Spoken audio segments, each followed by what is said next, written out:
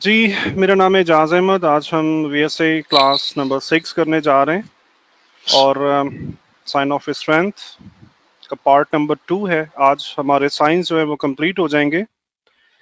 पिछले तमाम सेशंस के अंदर हमने साइन ऑफ वीकनेस और साइन ऑफ स्ट्रेंथ को डिटेल से स्टडी किया।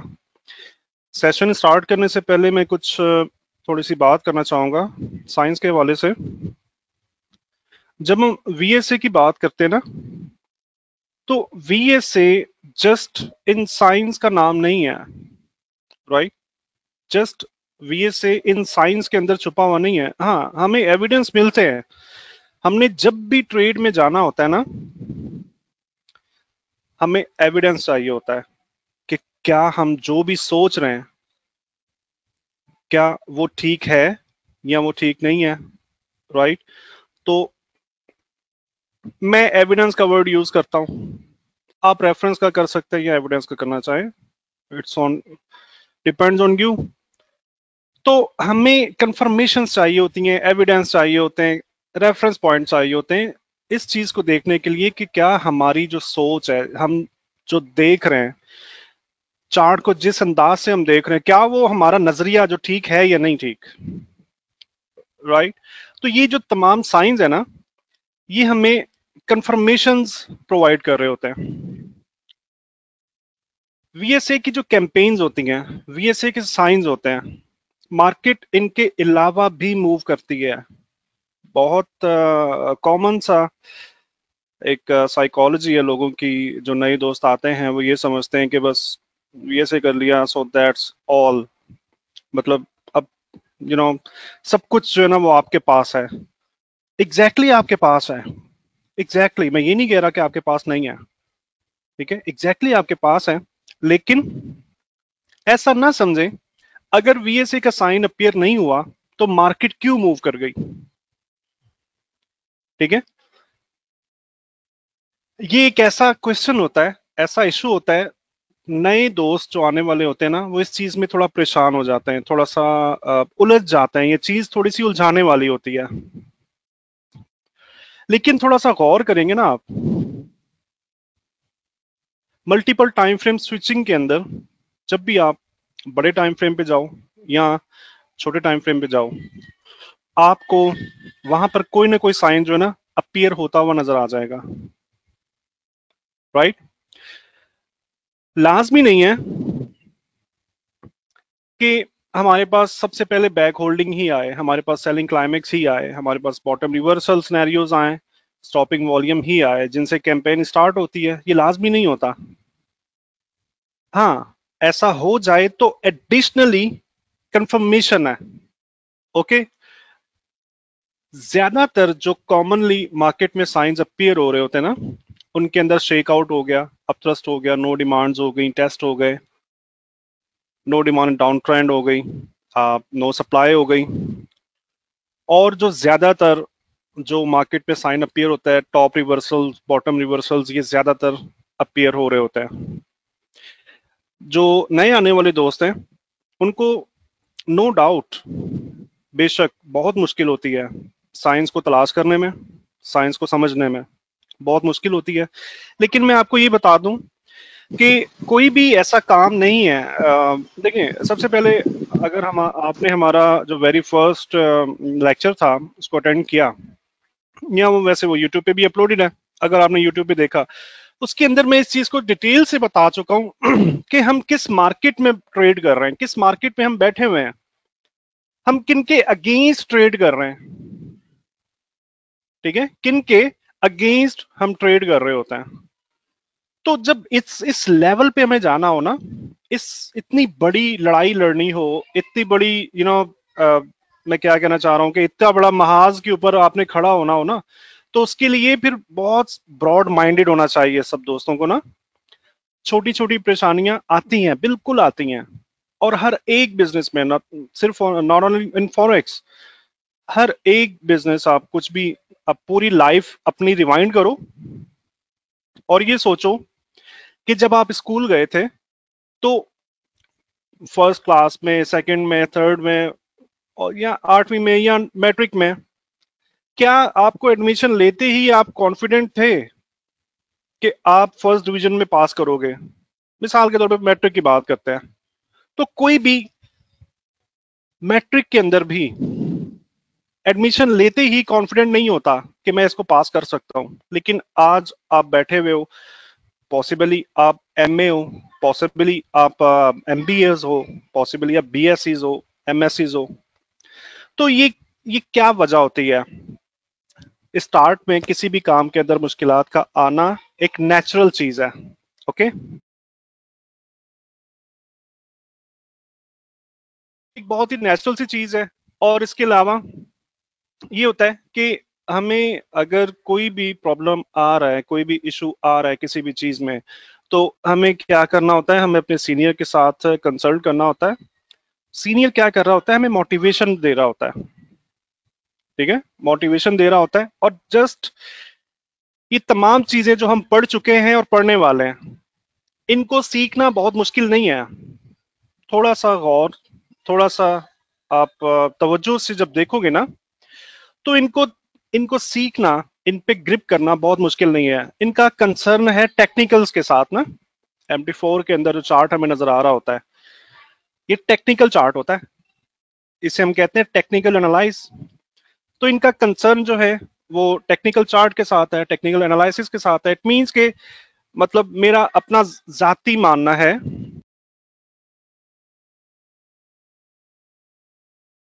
मेरा अपना जाती मानना है कि टेक्निकल एनालिसिस जो होते हैं ना, वो किसी भी किस्म के हों, किसी भी किस्म के हो, वीएसए हो, मार्केट प्रोफाइल हो, अगर आप फ्यूचर मार्केट की बात कर लेते हो, फ्यूचर मार्केट के अंदर आप डिजिटल ऑर्डर फ्लो कर रहे हो, और अल्टीमेट जो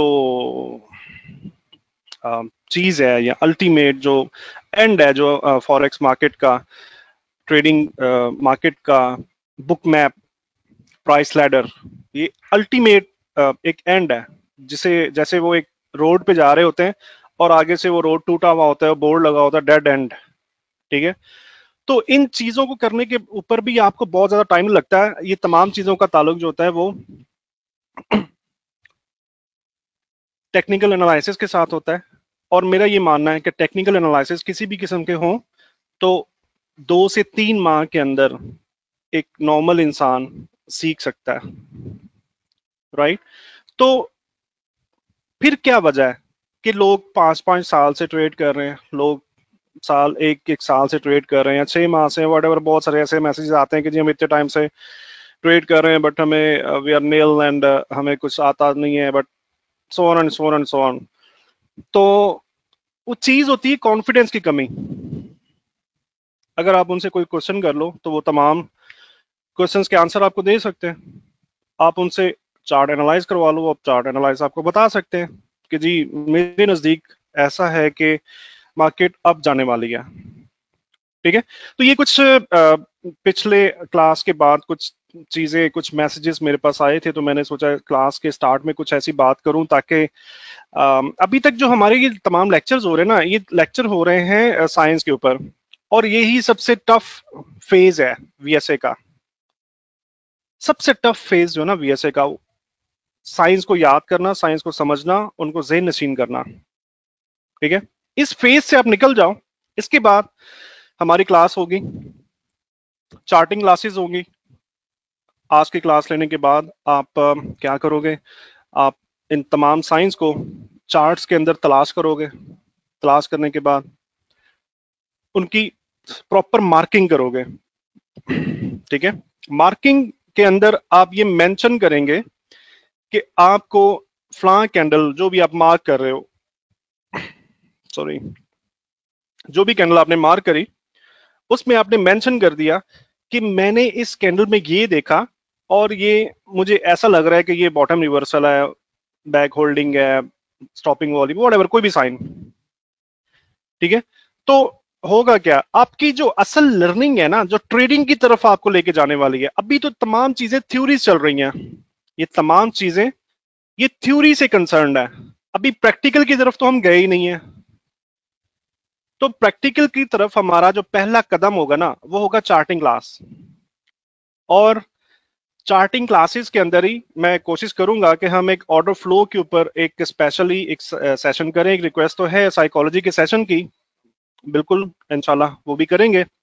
एक ऑर्डर फ्लो पर भी सेशन करेंगे जो कि मेन है, मतलब जो डायनामिक्स है ना मार्केट की, मार्केट को जो एफर्ट, आई मीन जो फोर्स जो मूव करवा रही होती है, ऑर्डर फ्लो एक ऐसी फोर्स है जो मार्केट को मूव करवा रही है,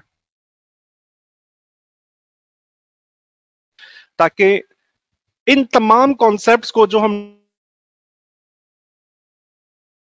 तमाम जो सीख चुके हैं, अब उनको अप्लाई कैसे करना है हम चार्ट के ऊपर, उनको फाइंड आउट तो कर लिया, चलो ये भी फेज हमारा क्लियर है, अब ट्रेड, ठीक है, वो असल चीज है जो हमें प्रैक्टिकल के अंदर ये तमाम चीजें क्लियर होंगी।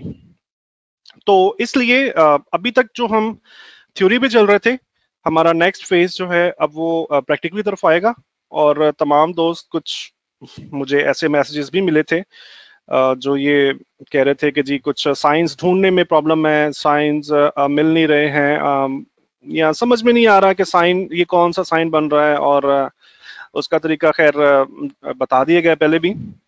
सिंपल सा मैं आपको वे बताऊं, मैं आपको वो वे बताता हूँ जो मैं खुद करता था, ठीक है, जो तरीका मैंने खुद अडॉप्ट किया मैं आपको वो बताता हूँ। जब मैं वीएसए कर रहा था, इन तमाम चीजों को स्टडी कर रहा था, तो मैंने क्या किया, मैंने तमाम डिस्क्रिप्शंस को, तमाम चीजों को मैंने एक पेपर पे नोट किया, उसका प्रिंट आउट निकाला, और अपनी ट्रेडिंग डेस्क जो थी उसके सामने वाली दीवार पे मैंने उन तमाम पेपर्स को मैंने उस वॉल पे पेस्ट कर दिया। ठीक है, उससे क्या हुआ, हर वक्त मेरी नजर जो थी ना वो उन साइंस पर पड़ती रहती थी। ठीक है, उससे क्या हुआ, सबकॉन्शियस माइंड जो होता है ना इंसान का, आप किसी भी चीज को बार बार देख रहे हो, बार बार देख रहे हो, तो सबकॉन्शियस माइंड उस चीज को नोट करना स्टार्ट कर देता है। कोई भी चीज, मतलब ये मैं फॉरेक्स की बात नहीं कर रहा, वीएसए की बात नहीं कर रहा, पूरी लाइफ के अंदर आप किसी भी जगह पे इस चीज को अप्लाई करके देख लेना, कोई भी ऐसी चीज जो आपको बहुत ही मुश्किल लग रही है, इवन अगर आप एमबीए कर रहे हो, आप कोई भी डिग्री आप सीख रहे हो, कॉलेज जा रहे हो, यूनिवर्सिटी जा रहे हो, कोई भी ऐसा टॉपिक है, कोई चीज जो आपको समझ में नहीं आ रही है, आप उसको प्रिंट आउट करो और किसी भी वॉल पे पेस्ट कर दो, आपकी आंखें बार बार उस चीज को नोट करेंगी।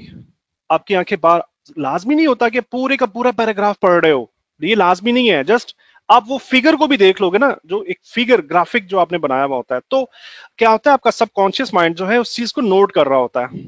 और यही प्रैक्टिस आप बार बार कर रहे होते हो, जब बार बार करते हो तो डिपेंड करता है कि आपकी साइकोलॉजी कितनी स्ट्रांग है, आई मीन कितनी इंप्रूवमेंट की जरूरत है आपको ना। तो पॉसिबली मुझे जो टाइम लगा था, कुछ एक हफ्ता टाइम लगा था, एक हफ्ता के अंदर मुझे तमाम साइंस जो है ना वो याद हो गए थे। बट जो पास्ट स्टूडेंट्स हैं उनमें कुछ ऐसे भी मैंने देखे जिनको एक माह भी लगा ना। तो ये आप पे डिपेंड करेगा कि आप कितना ज्यादा फ्रिक्वेंटली उन चीजों को देख रहे हो, नोट कर रहे हो। तो ये एक प्रैक्टिकल वे है जो मैंने आपको बताया कि अगर जिन भी दोस्तों को इशू आ रहा है साइन ऑफ वीकनेसेस के अंदर, स्ट्रेंथ के अंदर, तो वो उनको राइट डाउन करें अपने कंप्यूटर पे, बना लें उन साइंस को, और उनका प्रिंट निकाल के अपने सामने दीवार पे पेस्ट करें, बार बार देखेंगे, सबकॉन्शियस माइंड जो है उन चीजों को नोट करेगा, और आपको ये याद हो जाएंगे, और ये ऐसे याद होंगे फिर सारी जिंदगी आपको भूलेंगे नहीं। राइट, अच्छा जी, हम स्टार्ट करते हैं।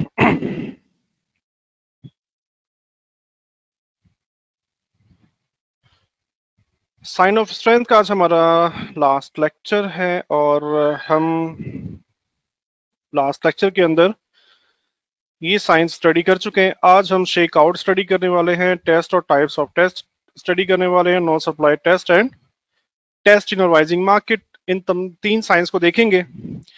कोशिश मैं करूंगा कि इन तमाम साइंस को बहुत ही आसानी के साथ कवर करूं। जैसे ही मुझे कुछ मैसेजेस मिले, दोस्तों को कुछ इशू आ रहा है, तो बढ़ते हैं नेक्स्ट स्लाइड की तरफ। थोड़ा सा रीकैप कर लेते हैं। साइन ऑफ वीकनेस क्यों है यहाँ पे? अगेन लास्ट लेक्चर वाली एरर यहाँ पे। यहाँ पे स्ट्रेंथ है। ओके,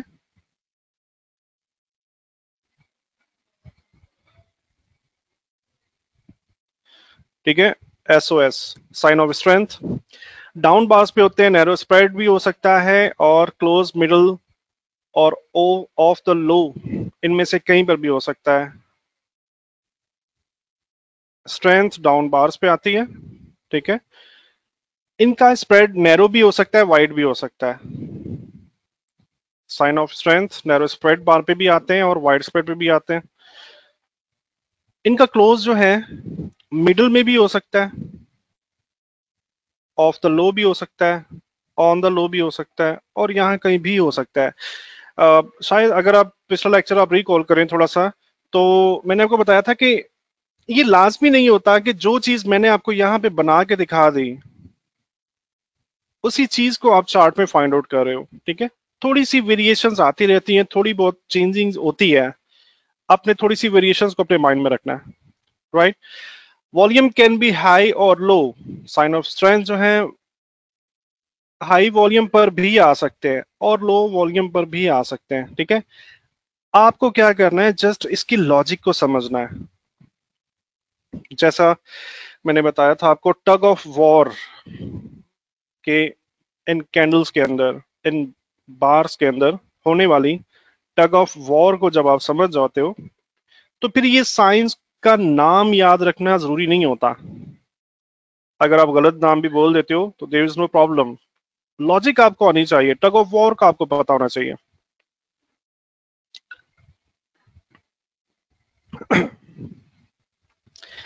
अगर तो ये बार्स नैरो स्प्रेड के साथ है, ये बार्स अगर नैरो स्प्रेड के साथ हैं तो इसका मतलब है कि no professional selling, means mark down किया जा रहा है, ठीक है, और प्रोफेशनल सेलिंग नहीं हो रही। This buying prevents any attempt to move down. Detail से मैं ये बता चुका हूं, बट जल्दी जल्दी से मैं इसको कवर कर देता हूं। अगर इसका लास्ट वाली हमें बार मिल रही होती है ना, अगर इसका क्लोज यहाँ पे है तो हमें ये देखना होता है छोटे टाइम फ्रेम में जाके कि इसके ऊपर अगर ये अल्ट्रा हाई वॉल्यूम आया हुआ है तो ये अल्ट्रा हाई वॉल्यूम एक्चुअली किस पॉइंट पे है। इसका स्प्रेड देख रहे हो तो स्प्रेड यहां से स्टार्ट हो रहा है और यहां पे एंड हो रहा है। ये अल्ट्रा हाई वॉल्यूम जो है ना, डेफिनेटली इसके हर एक मकाम पे, हर एक पॉइंट पर वॉल्यूम अपीयर हुआ है, डेफिनेटली हुआ है। बहुत से लोग इस बात पे आर्गू करते हैं कि जी वॉल्यूम तो हर एक पॉइंट के ऊपर आ रहा है, हर एक ट्रांजैक्शन के अकॉर्डिंगली आ रहा है। बिल्कुल ऐसा होता है, लेकिन वो नॉर्मल वैल्यू वॉल्यूम चल रहा होता है, नॉर्मल वॉल्यूम चल रहा होता है। एकदम से जो ज्यादा बाइंग और सेलिंग की जाती है ना, और जब वो ट्रांजैक्शन कंप्लीट होती है तो वॉल्यूम इंक्रीज होता है और उसका एक खास पॉइंट होता है, ठीक है। वो यहां भी हो सकता है, यहां भी हो सकता है, यहां भी हो सकता है, यहां भी हो सकता है, यहां भी और यहां भी, कहीं पर भी इस पूरी बार के अंदर कहीं पर भी ये वॉल्यूम एक्टिविटी हो सकती है। अगर आप इस वॉल्यूम एक्टिविटी को अच्छे से फाइंड आउट कर लेते हो ना, अब बहुत जल्दी ये पहचान जाते हो कि एक्चुअली इस बार के अंदर बाइंग हुई है, सेलिंग हुई। मतलब एक कॉमन सा क्वेश्चन पिछले वीक ही मेरे पास आया कि वॉल्यूम जो है वो तो जैसे हमें ट्रांजैक्शन बता रहा है, तो हम कैसे समझेंगे कि ये ट्रांजैक्शन बाई की हुई या सेल की हुई। तो उसके लिए मैं एक्चुअली स्पेशलिस्ट वीएसए हूं, बट मार्केट प्रोफाइल मेरा स्पेशल सब्जेक्ट है। मेरी जो ज्यादा महारत और मेरा एक्सपीरियंस मार्केट प्रोफाइल के साथ है, इसके अलावा order flow, digital order flow के साथ और बुक मैप के साथ है। तो हम क्या कर रहे होते हैं, मार्केट प्रोफाइल के साथ में ना एक इंडिकेटर होता है, हम उसको इस्तेमाल कर रहे होते हैं। वो इंडिकेटर क्या करता है, वो हमें एग्जैक्टली बाइंग और सेलिंग जो है ना वो अलग अलग करके दिखा रहा होता है। बाइंग और सेलिंग यानी कि मार्केट का इस वक्त, मार्केट में जो ऑर्डर फ्लो चल रहा है, जो काम कर रहा है इस वक्त, वो अलग अलग करके दिखा रहा होता है। तो उसके अंदर हम बहुत अच्छे से देख लेते हैं, राइट।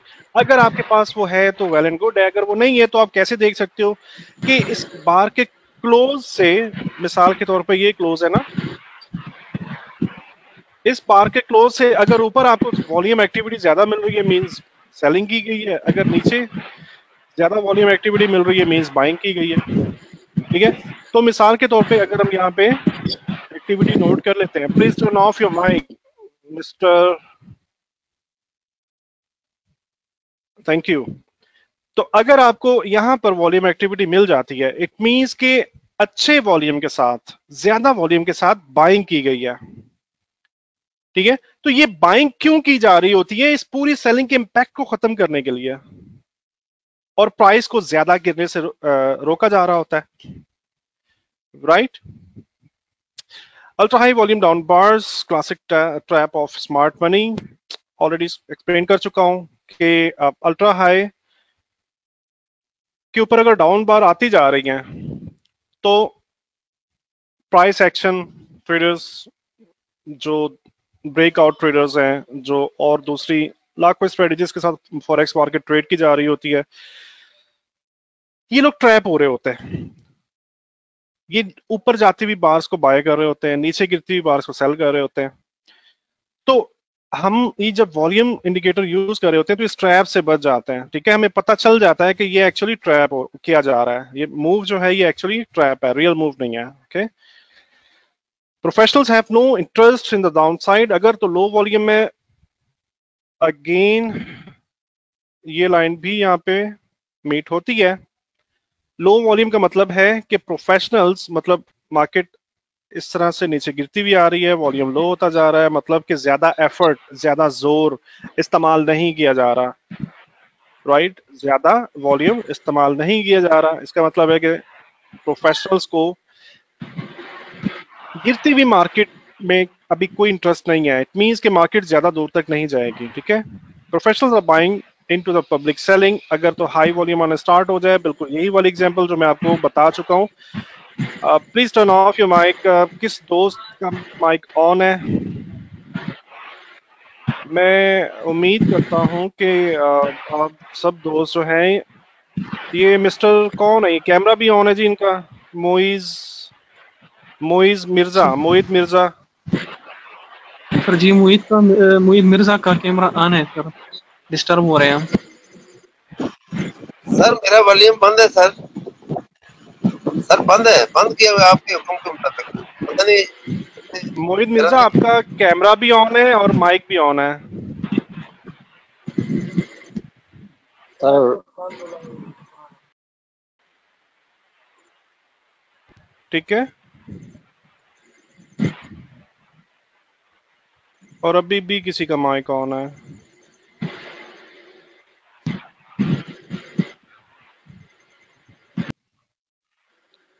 अच्छा, बिल्कुल यही वाली एग्जांपल जो मैं आपको दिखा चुका हूँ, यहाँ बता चुका हूँ। अगर हाई वॉल्यूम के साथ एकदम से हाई वॉल्यूम अपीयर होता है, इट मींस कि जब पब्लिक सेलिंग कर रही होती है, स्मार्ट मनी प्रोफेशनल्स जो है वो बाय कर रहे होते हैं। बढ़ता हुआ वॉल्यूम शो डिमांड, बढ़ता हुआ वॉल्यूम हमें डिमांड शो कर रहा होता है जिसमें पब्लिक सेल कर रही होती है और स्मार्ट मनी बाइंग कर रही होती है। कम होता हुआ volume shows no interest to the downside from smart money, so price will not go lower, means again that line, sorry ये वाली लाइन। ठीक है, अगर तो वॉल्यूम कम है और कम होता जा रहा है, मींस के स्मार्ट मनी को डाउनसाइड मूव में ज्यादा इंटरेस्ट नहीं है। इट मींस के मार्केट ज्यादा दूर तक, ज्यादा ज्यादा नीचे तक नहीं जा सकेगी। इसका मतलब क्या होता है कि किसी भी सपोर्ट से मार्केट जो है वो स्टेबल हो सकती है।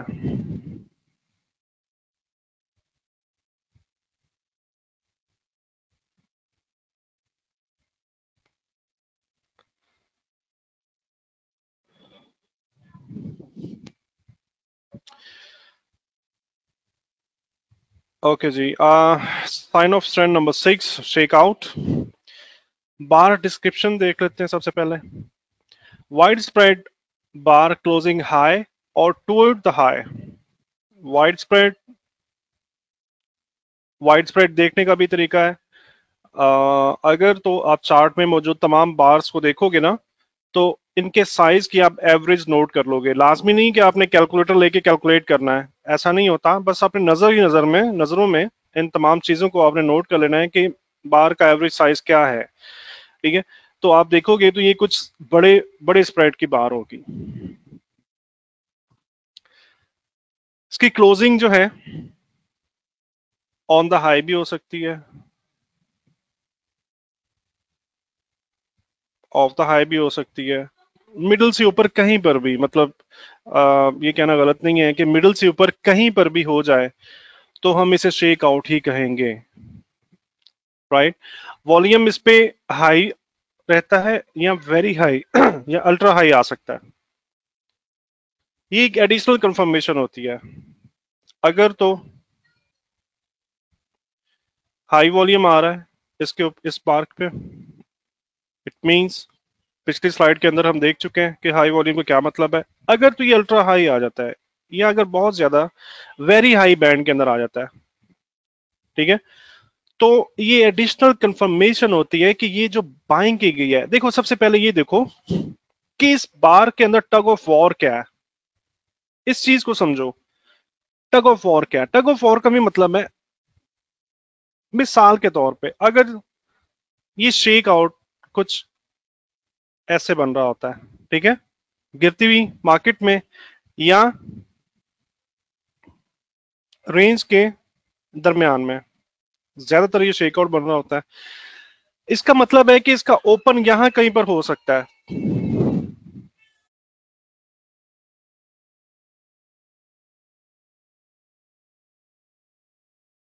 इट मींस के इसका ओपन यहां कहीं पे पॉसिबल है, हो सकता है, ठीक है। मिसाल के तौर पे चलो यहां बना देता हूं, ये इसका क्लोज है और ये इसका ओपन है, ठीक है। मिसाल के तौर पे ये इसका ओपन है, तो अब इसके टग ऑफ वॉर को चेक करो। ये स्टार्ट कहां पे हो रही है? ओपन यहां से हो रहा है, और इसके बाद क्या कर रही है? ओपन होने के बाद मार्केट नीचे जा रही है इस तरह से, ठीक है, नीचे जा रही है और इस लेवल तक मार्केट आती है। यहां पर पॉसिबली सपोर्ट हो सकता है या प्रॉफिट टेकिंग हो सकती है। दो तरह से रिवर्सल्स होते हैं, दो तरह से रिवर्सल्स होते हैं हमेशा। या तो मार्केट किसी सपोर्ट या रेजिस्टेंस से रिवर्स होती है या प्रॉफिट टेकिंग की वजह से होती है। प्रॉफिट टेकिंग की वजह से अगर होती है तो वो डेफिनेटली, वो तो बहुत ही आसान है उसको देखना कि उसमें वॉल्यूम गिरता हुआ जा रहा होता है, वॉल्यूम गिरता जाता है, ठीक है। अगर ये मार्केट गिरती आ रही है तो इसमें वॉल्यूम भी गिर रहा होगा, इट मींस के प्रॉफिट टेकिंग हो रही है, अब ज्यादा फोर्स नहीं है और ये ज्यादा दूर तक नहीं जाएगी, ठीक है। तो प्रॉफिट टेकिंग भी जो हो रही होती है ना, वो भी किसी लेवल को देखकर ही हो रही होती है। मिसाल के तौर पे, बात थोड़ा सा आउट ऑफ द टॉपिक चली जाएगी, बट अच्छी बात है कि हम इस चीज को डिस्कस कर लेते हैं। बहुत सारे दोस्तों के कॉन्सेप्ट और क्वेश्चंस इसमें क्लियर हो जाएंगे। मिसाल के तौर पे अगर मार्केट यहाँ पे गिर रही है ठीक है, अगर मुझे प्रॉफिट टेकिंग यहाँ पे करनी भी है, मैंने यहां से सेल किया हुआ है मार्केट को, तो मैं यहां पे क्यों प्रॉफिट टेकिंग करूंगा? यहां पे क्यों करूंगा मैं? यहां पे क्यों नहीं कर सकता? मैं यहां पे क्यों नहीं कर रहा? मैं यहां पे क्यों नहीं कर रहा? क्वेश्चन बनता है ना ये। मैं यहीं पर क्यों प्रॉफिट टेकिंग कर रहा हूं? ठीक है, ये वो लेवल्स होते हैं, डेफिनेटली यहाँ पे लेवल मौजूद होता है हमें, मतलब बुक मैप में ये नजर आ रहा होता है। MT4 में ये लेवल नजर नहीं आ रहा होता, बट MT4 में तो कोई भी लेवल नजर नहीं आ रहा होता, आपने मैनुअली उनको मार्क करना होता है ना। लेकिन मिसाल के तौर पे अगर आपने एक सेकेंड, ये रहा। अच्छा, मुझे एक्चुअली ढूंढना पड़ता है रिजॉल्व ड्राइंग कहाँ पे है। ओके, तो मैं बात कर रहा था कि मिसाल के तौर पे आपने एक लेवल ये मार्क किया हुआ है, एक लेवल ये मार्क किया हुआ है, एक लेवल आपने ये मार्क किया हुआ है, ठीक है। यहां से मार्केट गिरना स्टार्ट हुई, आपने यहां से सेल कर दिया, ठीक है। यहां पे आपने सोचा मार्केट रिवर्स करेगी, मार्केट इसको ब्रेक करती है, पुल बैक करती है, अगेन आप एंटर हो सकते हो, ठीक है। अगेन इस लेवल को ब्रेक कर जाती है, अब ये सोच रहे हो कि मार्केट यहाँ पे रिवर्स करेगी, लेकिन मार्केट गिर जाती है और कुछ यहां से ऐसे रिवर्स होती है, ठीक है। और इस जगह पर शेक आउट आपको नजर आ सकता है, अब ये क्वेश्चन तो रेज होता है कि लेवल तो यहां पे था, दूसरा लेवल यहां पे था, तो ये in between two levels market ने मूव क्यों किया, आई मीन रिवर्स क्यों किया, क्वेश्चन रेज होता है। तो ये ऐसे लेवल्स होते हैं जो जब आप थोड़ा फॉरवर्ड करोगे ना अपने आप को, थोड़ा सा ऑर्डर फ्लो पे जाओगे, बुक मैप पे जाओगे, तो कुछ ऐसे लेवल्स होते हैं जो एकदम से मार्केट में आते हैं और रिमूव हो जाते हैं। ठीक है, ये वाले जो लेवल मार्क किए थे ना हमने, ये तो पिछले प्राइस एक्शन को देखकर लगाए थे। यहां पर ये जो लेवल लगाया था ना, ये पिछले प्राइस एक्शन को देखते हुए हिस्ट्री के अंदर जो कुछ किया था प्राइस ने, उसके बाद हमने ये लेवल मार्क किया था। ये लेवल भी हमने हिस्ट्री को देखकर लगाया था। ठीक है, लेकिन मार्केट ने यहां से क्यों मूव किया, ये कुछ इमीडिएट लेवल्स आते हैं मार्केट में एकदम से। स्मार्ट मनी जब अपीयर होती है ना, तो अपना वॉल्यूम किसी एक जगह पेंडिंग बाय ऑर्डर लगा देती है गिरती हुई मार्केट में। ठीक है, इस जगह पे बहुत बड़ा वॉल्यूम के साथ पेंडिंग बाय ऑर्डर लगा देती है। ठीक है, क्योंकि स्मार्ट मनी का मकसद ही आपको ट्रैप करना है। स्मार्ट मनी का मकसद ही घुमाना होता है ट्रेडर्स को ना, कि वो घूमते रहें दूसरी चीजों में और हम अपनी प्रॉफिट बना के साइड के ऊपर भी हो जाए। तो ये कुछ एक्टिविटीज होती हैं जो हमें फ्यूचर मार्केट के अंदर, बुक मैप के अंदर, डिजिटल ऑर्डर फ्लो के अंदर ये चीजें हमें नजर आ रही होती हैं। आप खुद अपनी आंखों से देख सकते हो तमाम चीजों को। ठीक है, तो ये वो लेवल्स होते हैं। ठीक है, अब अगर मैंने यहां से सेल आउट किया, यहां पर मुझे पहली प्रॉफिट टेकिंग करना चाहिए थी, मैंने नहीं की। क्या वजह है, मैं ये देख सकता हूं कि इस लेवल के ऊपर जो पेंडिंग बाय है वो बहुत थोड़ी सी है। राइट, मतलब कि मैं इस पेंडिंग बाय को बहुत आराम से ब्रेक कर सकता हूं और मैं इस लेवल को तोड़ देता हूं। तोड़ने के बाद अगेन पुल बैक आता है और मैं अगेन सेल में आता हूं।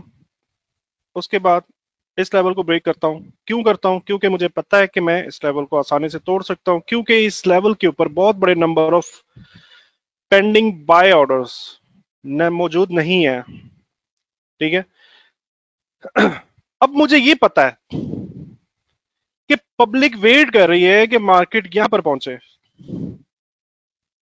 ठीक है, क्योंकि अगर मुझे ये वाले ऑर्डर्स नजर आ रहे हैं ना अपनी आंखों से, ये वाले ऑर्डर्स नजर आ रहे हैं, तो मुझे ये भी नजर आ रहे हैं। राइट, तो मैं ये जानता हूं कि पब्लिक वेट कर रही है कि मार्केट इस लेवल तक पहुंचेगी, तो ये क्या करेंगे, बाय में आ जाएंगे यहां से। तो मैं यहां पर इन बिटवीन एक ऑर्डर, बहुत बड़ा ऑर्डर लगा दूंगा और मार्केट को यहां से ही रिवर्स करवा दूंगा। यहां पर ही आपको शेक आउट जो ना वो मिल जाएगा। ठीक है, तो यहां पर प्रॉफिट टेकिंग नहीं की। जब मैं देख लूंगा कि यहां पर एक बड़ा ऑर्डर लगा हुआ है, देन मैं इस लेवल पर प्रॉफिट टेकिंग करूंगा। राइट, समझे कॉन्सेप्ट को। इस वजह से ये जो दो लेवल्स के दरमियान से मार्केट एकदम घूम जाती है ना, रिवर्स हो जाती है, ये प्रॉफिट टेकिंग होने की ये वजह होती है। राइट, तो वो प्रॉफिट टेकिंग की वजह से हो रही होती है। दूसरा ये कि सपोर्ट लेवल से मार्केट रिवर्स करती है।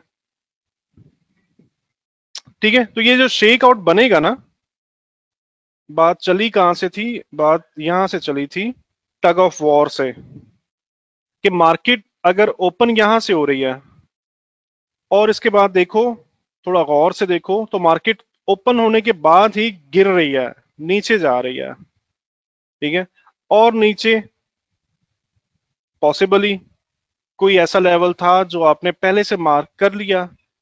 ये भी मुमकिन है कि आप इस लेवल को पहले से मार्क नहीं कर सके और कुछ जो मैंने अभी एक्सप्लेन किया प्रॉफिट टेकिंग होती है, उसकी वजह से मार्केट यहां पे रुक जाती है और नीचे जाने से। अच्छा, जब भी मार्केट में प्रॉफिट टेकिंग हो रही होती है ना, तो बायर्स, देखो फॉरेक्स जो होती है ना, ये जंग होती है, बायर्स और सेलर्स के दरमियान में एक जंग होती है। ठीक है, तो जंग कैसे जीती जा सकती है, कॉमन कॉमन सेंस की बात है, जंग जीती कैसे जा सकती है?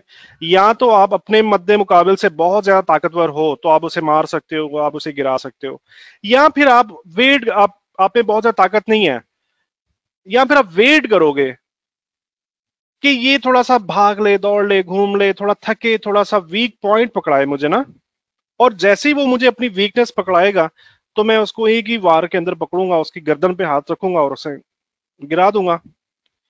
ठीक है, बिल्कुल ऐसे ही, एग्जैक्टली ऐसे ही ये वॉर चल रही होती है बायर्स और सेलर के दरमियान में। तो बायर्स इस वेट के अंदर बैठे होते हैं कि जब भी ये सेलर्स प्रॉफिट टेकिंग करेंगे, जिस भी जगह से कर लें, वो अपने मिसाल के तौर पे सपोर्ट यहाँ पे था, और अगर यहां पर प्रॉफिट टेकिंग स्टार्ट हो जाती है तो ये बायर्स अपने प्रॉफिट अपने ऑर्डर्स को उठा के इस जगह पे ले आते हैं। तो ये प्रॉफिट टेकिंग को देखकर ये बायर्स मार्केट में इन हो जाते हैं। ठीक है, तो प्रॉफिट टेकिंग, जब सेलर्स की प्रॉफिट टेकिंग होती है ना, तो उसका इंपैक्ट बाय की सूरत में लग रहा होता है, और नए बायर्स भी इस प्रॉफिट टेकिंग को देखने के बाद मार्केट में एंटर होते हैं। इसकी वजह से ये शेक आउट फिर जो है ना प्रोड्यूस हो रहा होता है, मार्केट यहां से फिर ऊपर जाना स्टार्ट हो जाती है, ऊपर जाना स्टार्ट हो जाती है। ठीक है, ऊपर किसी भी लेवल तक जा रही है, वट एवर 10 पिप जा रही है, 20 पिप जा रही है, ये अलग टॉपिक है। ठीक है, और उसके बाद कुछ ये फुल ऑफ डिमांड, ये मार्केट जो है ना क्लोज हो रही होती है। सो that's a shake out and tug of war inside. ये एक्चुअली इसमें टग ऑफ वॉर चल क्या रही होती है इसमें? अच्छा, हम ये भी देखना होता है कि इसमें विन कौन कर रहा है इस पूरी जंग के अंदर। ये जो जंग हुई थी ना, मिसाल के तौर पे H1 का चार्ट है, और H1 के अंदर आपको शेक आउट देखने को मिल रहा है। तो आपने ये भी देखना होता है कि ये बायर्स और सेलर्स के दरमियान में जो फाइट हुई है ना, इन दोनों में विनर कौन रहा इस पूरे एक घंटे के अंदर? इस एक घंटे का विनर जो है इसमें बायर्स हमें मिल रहा होता है। क्यों? क्योंकि ये जो बाइंग हो रही होती है ना, ये बाइंग क्या कर रही होती है, जो इस जगह से बाइंग हुई है, इसने इस सेलिंग का इंपैक्ट भी खत्म किया। ठीक है, इस सेलिंग का इंपैक्ट भी खत्म किया जो कि ऑलरेडी हो रहा था प्रॉफिट टेकिंग की वजह से, और उसके बाद ओपन प्राइस से मार्केट को ऊपर लेके जाने में भी कामयाब हुए। राइट, अब इसके मतलब वो एक अलग और ज्यादा डेप्थ आ जाती है कि इसके पिछली बार का स्प्रेड क्या था, पिछली बार का हाई कितना था, पिछली बार का क्लोज कितना था, एज कंपेयर, जस्ट ये लॉजिक आपको समझना है जो मैं आपको टग ऑफ वॉर बता रहा हूं। और उसके बाद जब हम प्रैक्टिस क्लास में जाएंगे, चार्टिंग क्लासेस में जाएंगे, तो वो फिर वो तमाम चीजें, फिर प्रैक्टिकल नॉलेज के अंदर वो तमाम चीजें, ऑर्डर फ्लोज भी आपको मैं बताता रहूंगा, और वो तमाम चीजें भी वहां पे डिस्कस हो जाएंगी। ठीक है, तो that is tug of war, और इसके अंदर विनर कौन है? बायर्स। कैसे? इन्होंने सबसे पहले सेलिंग का इम्पैक्ट खत्म किया। सेलिंग का इम्पैक्ट खत्म करने के बाद मार्केट अपनी ओपनिंग प्राइस को भी ब्रेक करके ऊपर चली जाती है, मतलब कि buyer are in force, buyer strong है। मार्केट 10 पे, 20 पे, 50 पे, व्हाटएवर, मतलब ये हाई कितना बनाती है ये अलग टॉपिक है। हाई बनाने के बाद ऊपर ही क्लोज हो रही है, मींस जो विनर है वो बायर है। ठीक है जी, so that's a tug of war of checkout. अच्छा, हम कहाँ थे? हम ये देख रहे थे कि ये हाई वॉल्यूम पर भी आ सकता है। हाँ, मैं ये बता रहा था, ये बात चली यहां से थी कि अगर ये हाई वॉल्यूम या वेरी हाई वॉल्यूम पे आता है ना, तो ये एडिशनल कंफर्मेशन होती है जहां से फिर ये टग ऑफ वॉर मैंने आपको सारी बताई है। ठीक है, अगर ये वेरी हाई आता है ना, तो फिर ये सारी की सारी जो मैंने आपको कंडीशंस बताई हैं ये फिर अप्लाई होती है उसके ऊपर। ठीक है, if volume is ultra high then it can be a climatic action. हो सकता है और नहीं भी हो सकता, so ignore that. It can be over 2 bars. Climatic action जो है, अगर आप इनको डिवाइड कर दोगे 2 बार्स के अंदर, तो आप इसमें क्लाइमेटिक एक्शन फाइंड आउट कर सकते हो। ये क्या एडिशनल है? हाँ, अगर तो क्लाइमेटिक एक्शन आपको नजर आने स्टार्ट हो जाता तो वो छोटे टाइम फ्रेम के अंदर आ रहा होगा। ठीक है, मिसाल के तौर पे, मिसाल के तौर पे डी D1 का चार्ट है। D1 के चार्ट में आपको शेक आउट नजर आ रहा है, ठीक है। अब जैसा मैंने आपको बताया कि इसकी टग ऑफ वॉर देखो और विनर देखो, तो यही सारा टग ऑफ वॉर का जो कॉन्सेप्ट है आप तमाम साइज पे ईच एंड एवरी हर एक कैंडल के ऊपर, हर एक बार के ऊपर अप्लाई कर सकते हो। तो अगर आप इस D1 की एक कैंडल को, एक बार को आप डिवाइड कर दो H1 टाइम फ्रेम के अंदर,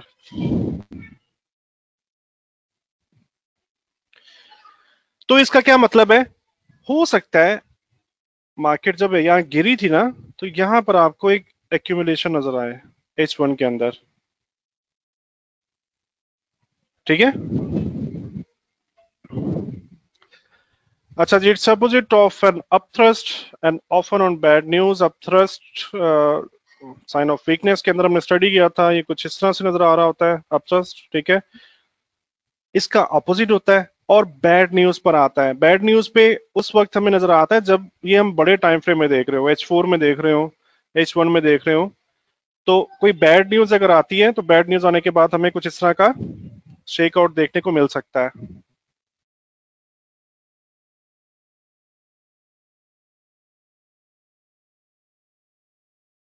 right. It can be classed as a violent test. Sorry,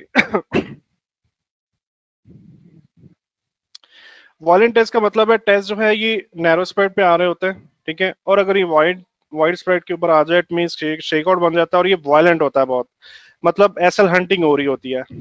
shake out जो फॉर्म हो रहा होता है ना, ये एसएल हंटिंग, इसके पीछे पूरा कॉन्सेप्ट है। आपको मैं इंशाल्लाह चार्टिंग क्लास में बताऊंगा एसएल हंटिंग क्या होती है और कैसे की जाती है, ठीक है। Shakeout in an accumulation is very powerful and creates a strong market because accumulation जब चल रही होती है ना, गिरती हुई मार्केट के बाद accumulation फेज चल रहा होता है, तो यहाँ पर आपको कुछ शेक आउट्स देखने को मिल सकते हैं। एक भी देखने को मिल सकता है, एक से ज्यादा भी देखने को मिल सकते हैं। फिर मार्केट यहाँ से ऊपर जाना स्टार्ट होती है, यहाँ पे एब्जॉर्प्शन आता है, एब्जॉर्प्शन के बाद पुल बैक आती है और उसके बाद हम, ये सप्लाई एरिया होता है, ये वाला एरिया सप्लाई एरिया कहलाता है, ठीक है। सप्लाई एरिया क्यों कहलाता है, इस कॉन्सेप्ट को भी थोड़ा सा अच्छे से समझ लें आप। ये सप्लाई एरिया इसलिए कहलाता है कि जब ये एक्यूमुलेशन फेज चल रहा था ना, तो यहां से सप्लाई मिल रही थी। जब भी मार्केट ऊपर आ रही थी ना, ये रेंज कर रही थी, तो इस एरिया से सप्लाई मिल रही थी और मार्केट वापस नीचे जा रही थी। इस एरिया से डिमांड मिल रही थी, ठीक है। इस पूरे जोन से, इस पूरे एरिया से, ये एक लाइन भी हो सकती है और एक जोन भी हो सकता है, राइट। मींस कि ये सप्लाई एरिया कहलाता है और ये सप्लाई एरिया को मार्केट जब ब्रेक करती है, ऊपर जाती है, तो सप्लाई एरिया जब भी ब्रेक होता है वो क्या बन जाता है, डिमांड एरिया। और जब ये डिमांड एरिया को टेस्ट कर रही होती है, यहाँ पर भी आपको शेकआउट भी मिल सकता है, यहाँ पे आपको टेस्ट भी मिल सकता है और हम उसके बाद बाय की एंट्री ले रहे होते हैं।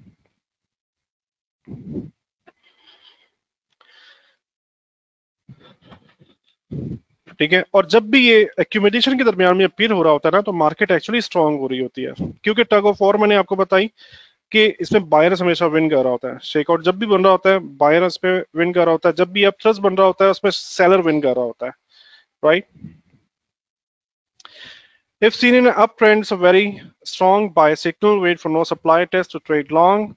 Uptrend means market higher highs बनाते हुए ऊपर जा रही है। तो इसका जब भी पुल बैक कंप्लीट होगा ना, तो आपको इन जगहों पर शेक आउट देखने को मिल सकता है। और इन जगहों पर अगर शेक आउट आ जाए तो ये बहुत ही स्ट्रॉन्ग साइन होता है, ठीक है। बहुत ही स्ट्रॉन्ग साइन क्यों होता है, क्योंकि मार्केट ऑलरेडी अप ट्रेंड के अंदर मौजूद होती है और जो पुल बैक्स होते हैं ना, वो आमतौर पे कंप्लीट हो जाते हैं जब अपीयर हो रहा होता है। एक प्रॉब्लम आती है। प्रॉब्लम क्या आती है, नॉर्मली हम ये देखते हैं कि मार्केट हायर हाइज और हायर लोज बना रही है, ठीक है। और हम ये सोच रहे होते हैं, अगर मैं भी जब भी ड्राइंग बनाऊंगा तो मैं भी कुछ इस तरह की ड्राइंग ही बनाता हूँ, ठीक है। लेकिन एक चीज के ऊपर थोड़ा गौर करना चाहिए सब दोस्तों को। चार्ट में हम जब देखेंगे ना, प्लीज सॉरी मुझे 1 सेकंड दीजिएगा जी। अच्छा, तो होता क्या है, होता यह है कि जब चार्ट के अंदर हम देख रहे होते हैं ना, तो चार्ट के अंदर हमें ये जो पुल बैक्स हैं इनमें रेंज भी नजर आती है। मसलन मार्केट अगर बहुत ही अच्छे ट्रेंड के अंदर मौजूद हो तो मार्केट ऐसे ऊपर जाती है और इस जगह पर हम ये समझते हैं कि पुल बैक कंप्लीट हो चुका है और हमको बाई के लिए जाना चाहिए। लेकिन मार्केट इसके बाद कुछ रेंज स्टार्ट कर देती है, ठीक है। उसके बाद फिर मार्केट ऊपर जाती है और कभी ये रेंज ज्यादा होती है कभी कम होती है, इस तरह से। कभी देखा है किसी ने? जरा मैसेज में रिप्लाई करें कि रेंज ज्यादा देखने को मिलती है, या ये इसको मैं नंबर 1 दे रहा हूं इस सिनेरियो को और इस सिनेरियो को नंबर 2 दे रहा हूं। तो आपने जितना चार्ट देखा अब तक, तो आपको इन दोनों में से कौन सा सिनेरियो ज्यादा देखने को मिला?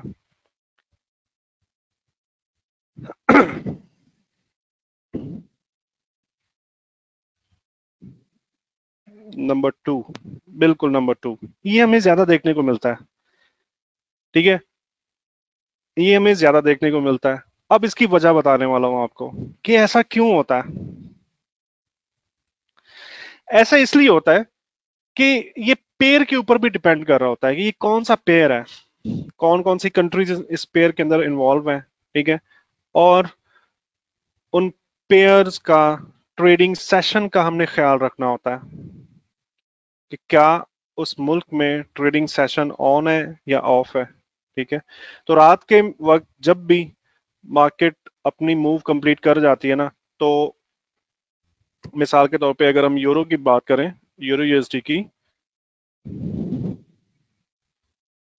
यूरो यूएसडी की बात करें, तो आपको यहाँ पे रेंज देखने को मिलेगी, श्योर शॉर्ट रेंज होगी। चाहे मार्केट स्ट्रॉन्ग अप ट्रेंड के अंदर हो, श्योरली आपको यहाँ पे रेंज देखने को मिलेगी। और जब दिन चेंज हो जाएगा ना, और जब यूरो सेशन ऑन होने वाला होगा दोपहर में 11 बजे के बाद, सर्दियों में 11 बजे, सॉरी 1 बजे होता है, गर्मियों में 12 बजे होता है, ठीक है। तो 12 बजे आपको फिर एक मूव मिलती है और उसके बाद पॉसिबली फिर इस ये जो रेंज चल रही होती है ना, इसके अंदर आपको शेक आउट देखने को मिल सकते हैं इस तरह से, अगर मार्केट स्ट्रॉन्ग अप ट्रेंड के अंदर मौजूद है, ठीक है। तो हम ये कॉमन गलती कर रहे होते हैं, रात को 2-2 बजे भी ट्रेड कर रहे होते हैं यूरो यूएसडी को, पाउंड यूएसडी को। तो ये कॉमन, ये मतलब ऐसी चीजें, ऐसी गलतियां जो आप आहिस्ता आहिस्ता समझते जाएंगे जैसे जैसे लेक्चर्स हमारे आगे बढ़ेंगे, और ये जब गलतियां रिपीट नहीं करेंगे तो अल्टीमेटली पीछे सक्सेस ही बचती है। ओके, समझ गए ये जो मैंने पॉइंट आपको बताया? समझ में आ गया?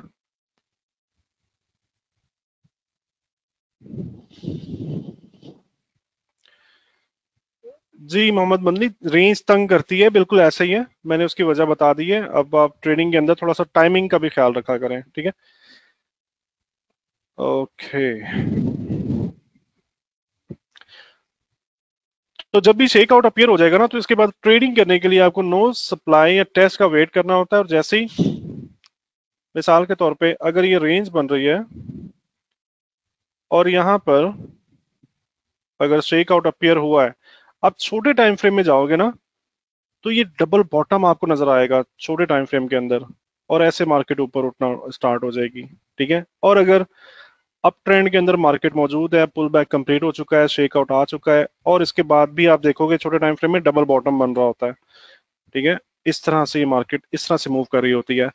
मतलब मैं आपको बताऊं ऑनेस्टली, मैंने मार्केट को 1 सेकेंड टाइम फ्रेम पर भी मैंने ट्रेड किया हुआ है। 1 सेकेंड का टाइम फ्रेम MT4 में अवेलेबल नहीं होता,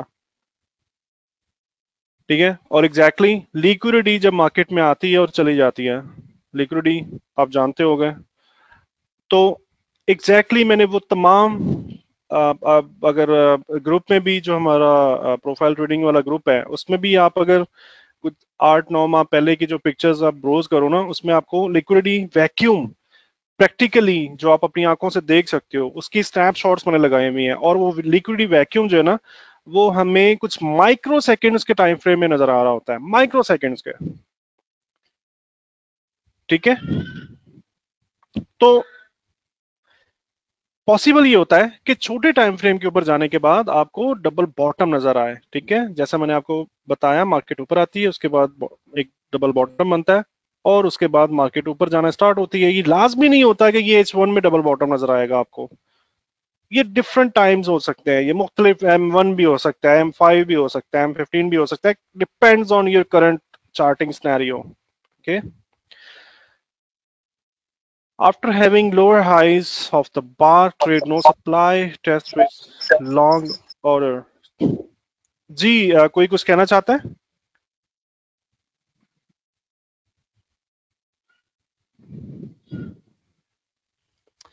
अच्छा, जब भी ये मार्केट डबल बॉटम बना रही होगी ना, तो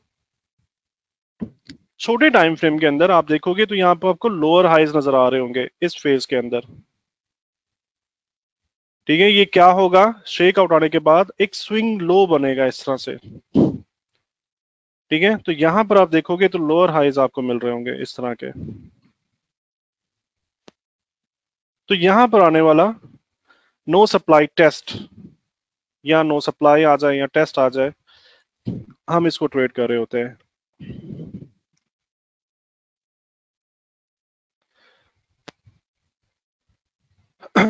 अच्छा जी,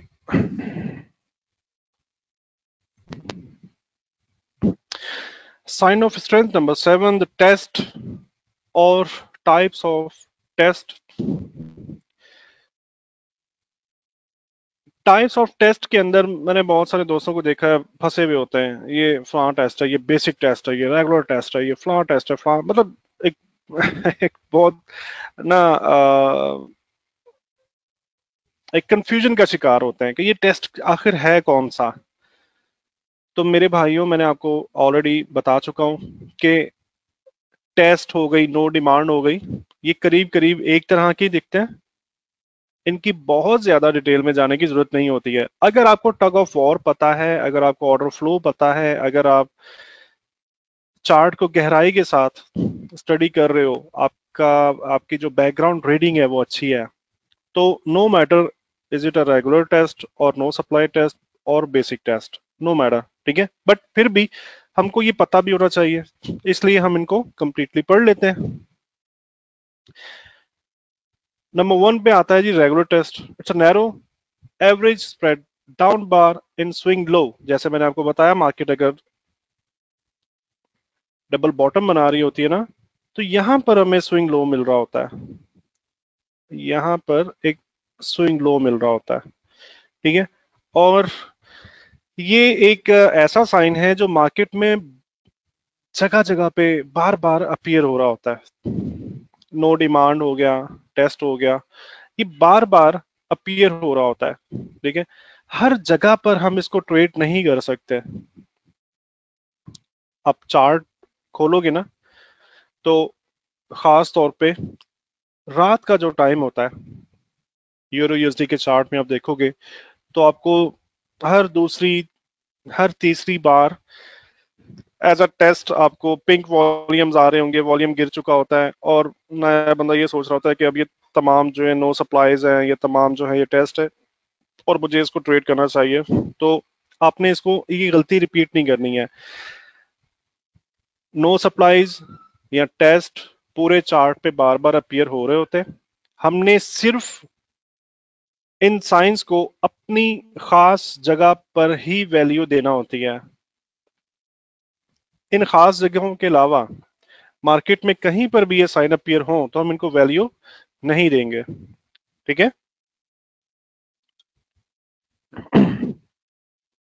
इट मींस वो कौन सी खास जगह है, जब हम नो सप्लाईज की या टेस्ट की बात करें तो स्विंग लोज को देखना होता है हमने, स्विंग लोज को देखना होता है। स्विंग लो कौन सी होती है, मार्केट ऊपर जाने के बाद एक लो अगेन बनाती है, और ये जो प्राइस सेक्शन जो इस तरह का, ये जो लोअर हाइज बन रहे होते हैं ना, ये नैरो स्प्रेड्स होंगे, ठीक है। तो इस जगह इसको कहते हैं स्विंग लो, और इस जगह पर आने वाला जो टेस्ट होगा अगली बार अप क्लोज होगी, ठीक है।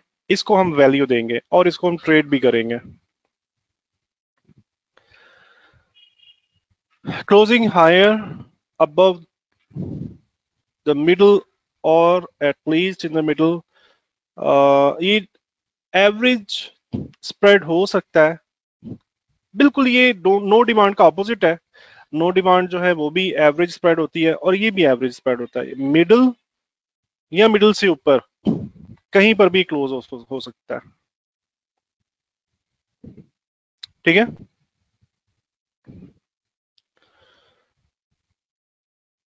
वॉल्यूम इसके ऊपर पिंक आना बेहतर है,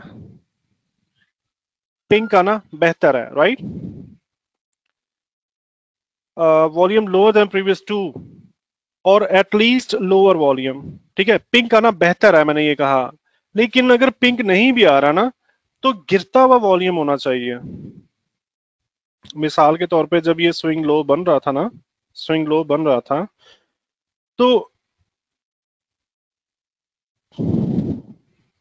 इन जगहों पर वॉल्यूम को आप देखोगे ना तो वॉल्यूम भी गिर रहा होना चाहिए, गिरता हुआ वॉल्यूम होना चाहिए, ठीक है। और अगर पिंक हो तो और बेहतर है। अगर तो ये मुसलसल गिर रहा है ना तो डेफिनेटली ये पिंक ही होंगे सारे वॉल्यूम्स, राइट। टेस्टिंग अच्छा सप्लाई एरिया, सर इधर एक क्वेश्चन है। बोले। अच्छा सर, बात बात है, मैंने देखा है चार्ट में ना ऐसा मार्केट नीचे गिर रही है, सब बार के ऊपर ना वो होता है पिंक कलर, लेकिन नो सप्लाई या नो डिमांड के ऊपर वो रेड या थोड़ा सा जो ना वो ब्लू थोड़ा सा नजर आ जाता है। बाकी सब के ऊपर वो दूसरा ही होता है कलर पिंक ही। थोड़ा सा वेट कर लें, आपके सवाल का जवाब मौजूद है, ओके सर। ठीक है।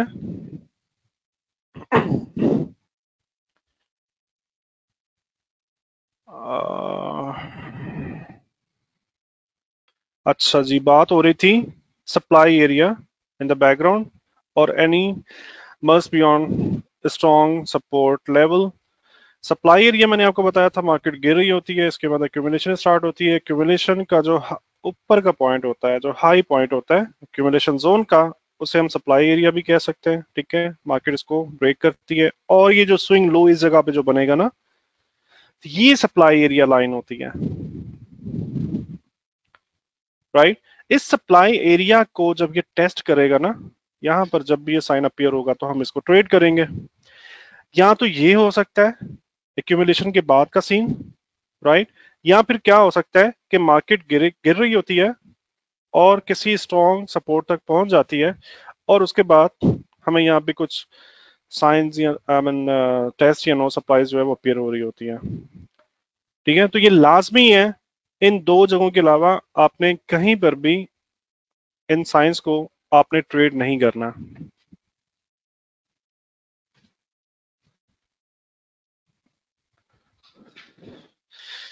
ठीक है। That was regular test. अब बात करते हैं नो सप्लाई टेस्ट की। It's the same as regular test except the spread is preferably narrow and close is below the middle or lower on lower volume than previous two volume bars. Regular test में क्या हो रहा था, middle से up close था। अगर ये down close हो रही है ना इस तरह, ये भी पॉसिबल है, ठीक है। ये टेस्ट होगा, पॉसिबल है कि डाउन क्लोज होगा और ये फिर नो सप्लाई टेस्ट बन जाएगा। बिल्कुल ये एक्यूरेट है, ऑपोजिट ऑफ नो डिमांड, ठीक है। बेसिक टेस्ट की बात करें, अच्छा इसको हमने देखा, मतलब यहां तक हमने बात कर ली है, तो इसके ऊपर वॉल्यूम का जिक्र नहीं किया हमने, वॉल्यूम का जिक्र कर लेते हैं, ठीक है। और ये पिंक वॉल्यूम पे ही आएगा नो सप्लाई टेस्ट, ठीक है। और नो डिमांड भी मैंने आपको बताया ना बिल्कुल ऑपोजिट है, तो नो डिमांड भी ज्यादातर जो हम प्रेफर कर रहे होते हैं पिंक वॉल्यूम वाली नो डिमांड को प्रेफर कर रहे होते हैं, ठीक है। तो ये भी पिंक वॉल्यूम पर ही आएगा नो सप्लाई टेस्ट। अब बात करते हैं बेसिक टेस्ट की।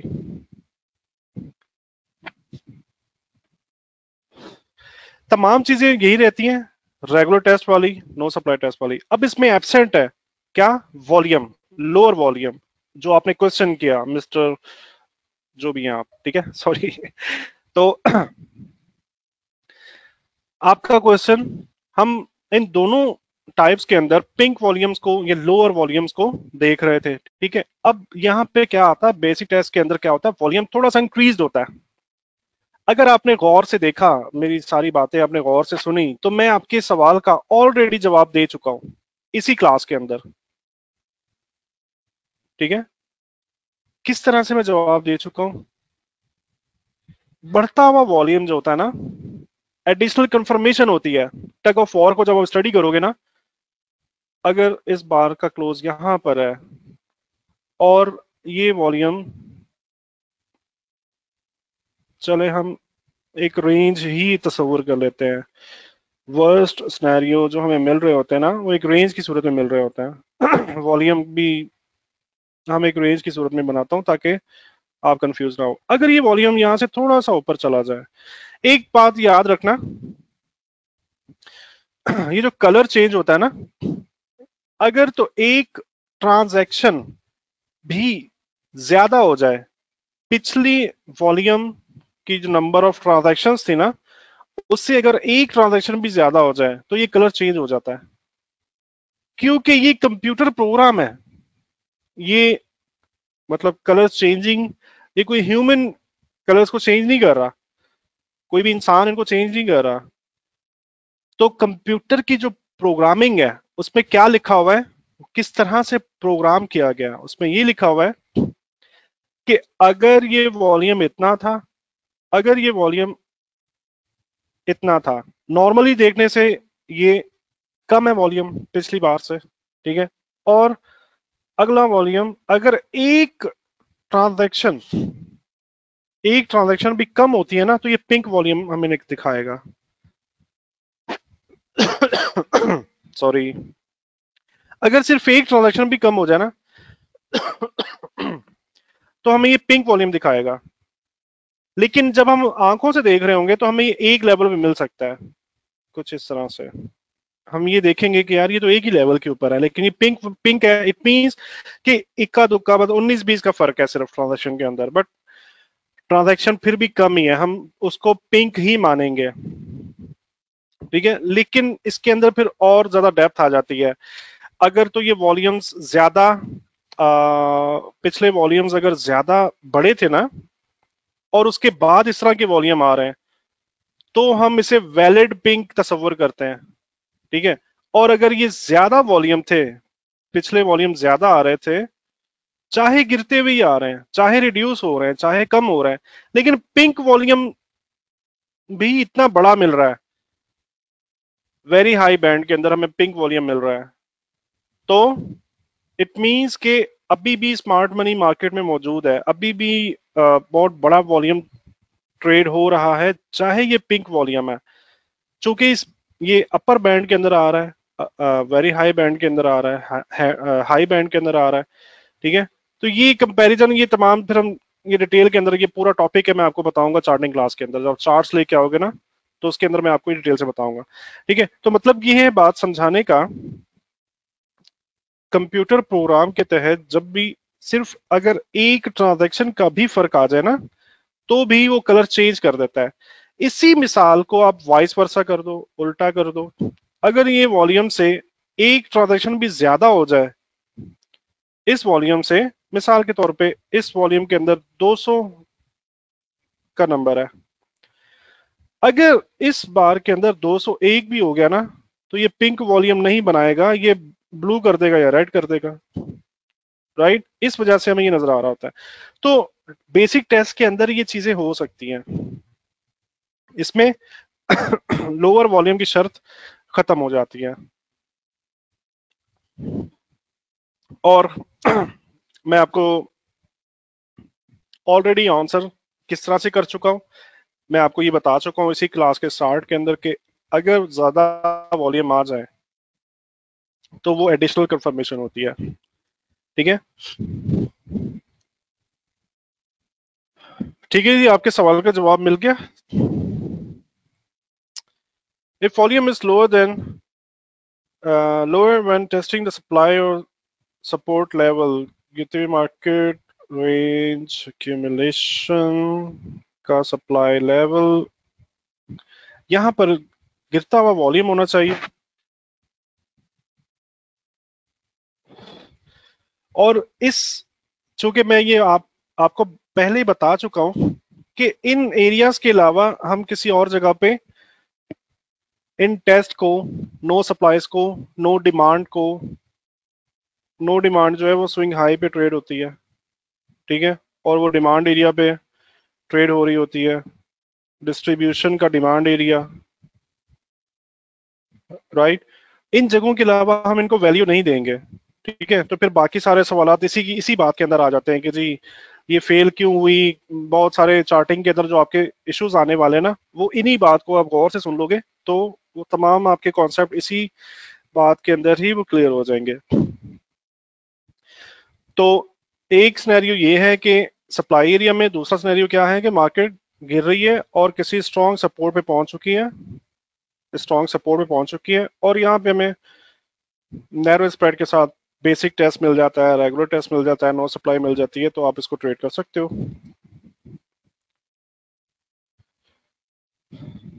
ठीक है जी। If volume is slower testing it's fine, तो ये बेहतर है, ठीक है। अदरवाइज प्राइस में टेस्ट दिस एरिया अगेन। अगर तो वहां पे ज्यादा वॉल्यूम मिल जाता है ना,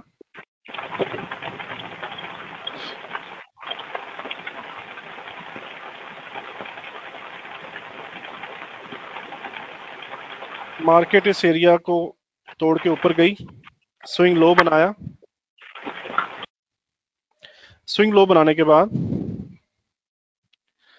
अगर तो यहाँ पे हमें पिंक वॉल्यूम मिल जाता है तो ठीक है, हम इमीडिएटली कंफर्मेशन के बाद ट्रेड कर सकते हैं। अगर यहाँ पे ज्यादा वॉल्यूम मिल जाए, अगर यहाँ पे ज्यादा वॉल्यूम मिले, इसका मतलब क्या है कि ट्रांजैक्शन ज्यादा हुई हैं, पिछले वॉल्यूम्स के निस्बत ट्रांजैक्शन ज्यादा हुई हैं।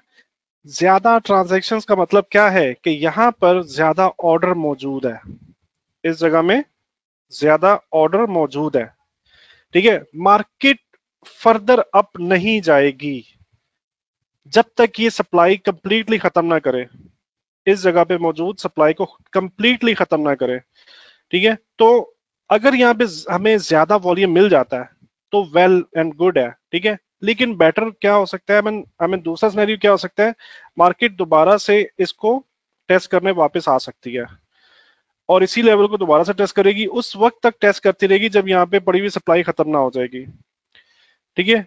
यहाँ पे सप्लाई खत्म होने से मतलब है कि एसएल हंटिंग यहाँ पे भी पॉसिबल है, ठीक है। एसएल हंटिंग करेगी और उसके बाद फिर ये ऊपर जाएगी,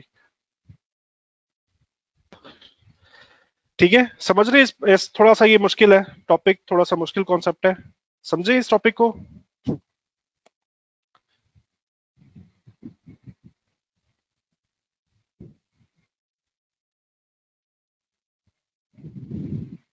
ठीक है, ठीक है, गुड, ठीक है जी। अच्छा,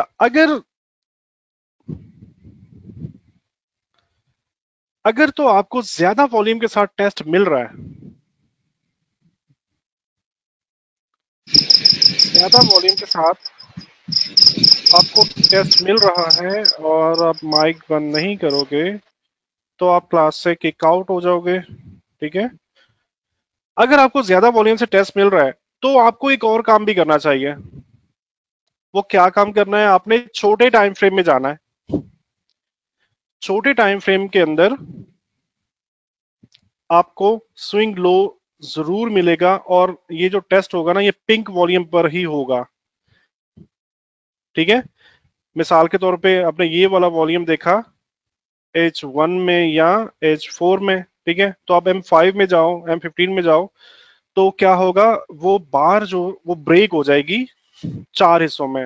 अगर आप H1 से M15 में जा रहे हो तो वो बार 4 हिस्सों में ब्रेक हो जाएगी। ब्रेक होने के बाद आप देखोगे स्विंग लो के ऊपर आपको ये जो टेस्ट मिलेगा ना, ये पिंक वॉल्यूम पर ही होगा, ठीक है। अब अगर इन चारों बार्स को, M15 की चारों बार्स को हम मर्ज करें तो H1 की एक बार बनती है और ऑब्वियसली उन चारों बार्स का वॉल्यूम जब हम एक वॉल्यूम बार में मर्ज करेंगे तो वॉल्यूम उसमें ज्यादा नजर आएगा, करेक्ट?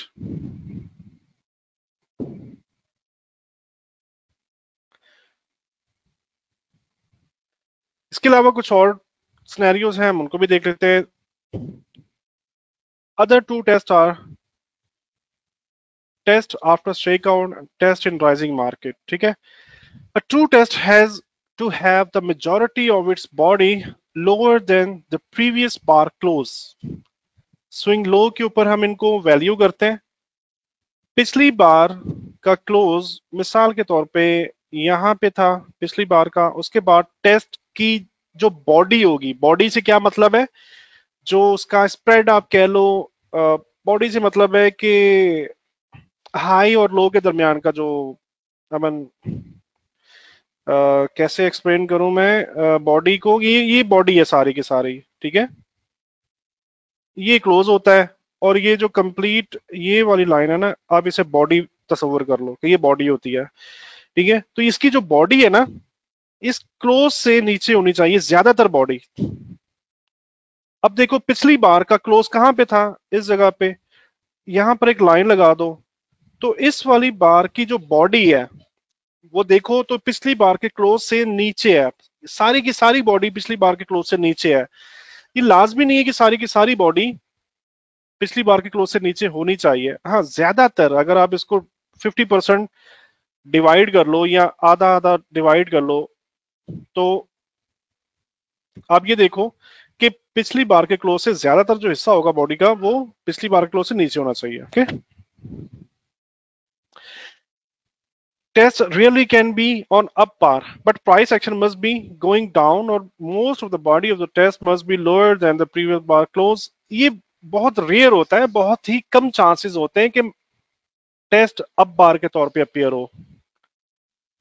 अप बार के तौर पे भी अगर अपीयर हो रहा है ना, तो उसकी एक ही सिनेरियो है।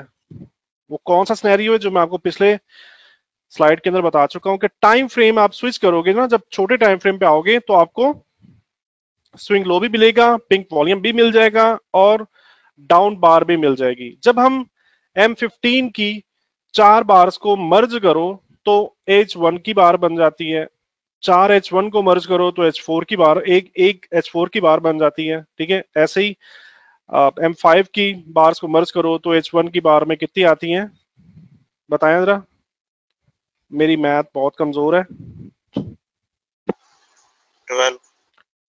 12 बार को मर्ज करने से H1 की एक बार बन जाएगी।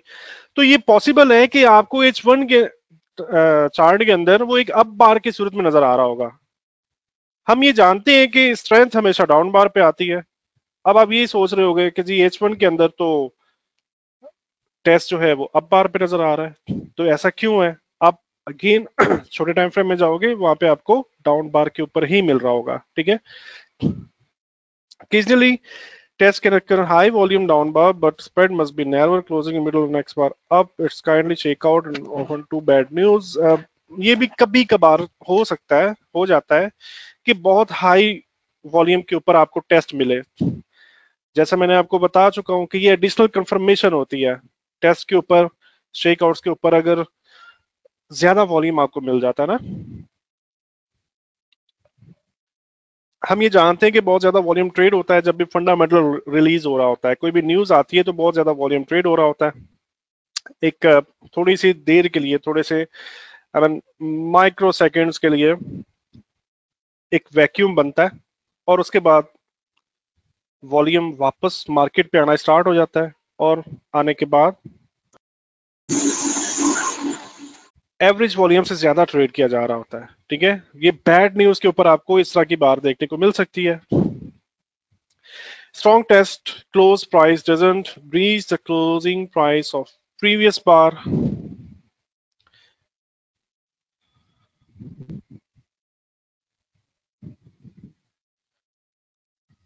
किसी का माइक ऑन है?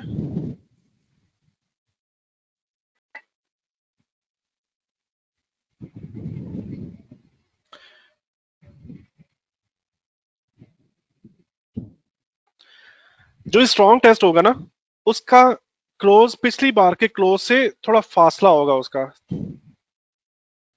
ठीक है। ऐसा नहीं होगा कि ये पिछली बार यहाँ पे क्लोज थी और अगली बार भी यहाँ पर ही ऐसे ही क्लोज हो जाए, तो इट मीन्स कि फिर ये लोअर लो नहीं है। इस सिनेरियो में आप गौर से देखो तो ये लोअर लो भी नहीं है और स्विंग लो पॉसिबल है नहीं भी हो सकता, ठीक है। अगर ये स्विंग लो है तो इसका क्लोज नीचे ही होना चाहिए। तो ये क्लोज थोड़ा सा, ये डिटेल में आप जब बारीकी में देखोगे इन चीजों को तो प्रैक्टिस के दौरान आपको ये तमाम चीजें समझ में आ जाएंगी, ठीक है। To be high probability there must be a strength in the background test और नो सप्लाईज। जब भी आप ट्रेड करने जाओगे तो इसके पीछे स्ट्रेंथ होना लाजमी है। स्ट्रेंथ कैसे हो सकती है? एक्यूमुलेशन की कैंपेन मिले तो बहुत अच्छी बात है। इट मीन्स के जब ये कैंपेन स्टार्ट हुई थी तो साइन ऑफ स्ट्रेंथ यहाँ पर भी कोई ना कोई अपीयर हुआ था, ठीक है। और उसके बाद ये कैंपेन स्टार्ट हुई। इट मीन्स के इसके पीछे आपको शेक आउट्स भी मिल रहे होते हैं, ऐसे शेक आउट्स भी होते हैं, एक भी हो सकता है, एक से ज्यादा भी हो सकता है। तो जब भी आप टेस्ट को नो सप्लाई को ट्रेड करोगे तो उसके पीछे साइन ऑफ स्ट्रेंथ होना बेहतर है, लाजमी है, ठीक है। एक नंबर 1 पे ये सिनेरियो, नंबर 2 पे क्या हो सकता है, मार्केट गिरती आएगी नीचे और डबल बॉटम बनाएगी। तो जब ये डबल बॉटम बना रही होती है ना, यहाँ पर भी आपको शेक आउट मिल रहा होता है, तो ये भी एक एडिशनल एक साइन ऑफ स्ट्रेंथ है। तो इसके बाद आने वाला जो टेस्ट होगा, नो सप्लाई होगी, उसको अच्छे से ट्रेड किया जा सकता है। Test carries less value, no value in down trend as trend may be move sideways before continuing down। Up move के अंदर जो है ना, इनके पुल बैक्स के ऊपर आपको अच्छे से देखने को मिल सकता है। डाउन ट्रेंड में इतनी ज्यादा वैल्यू नहीं होगी इसकी, पुल बैक्स के ऊपर।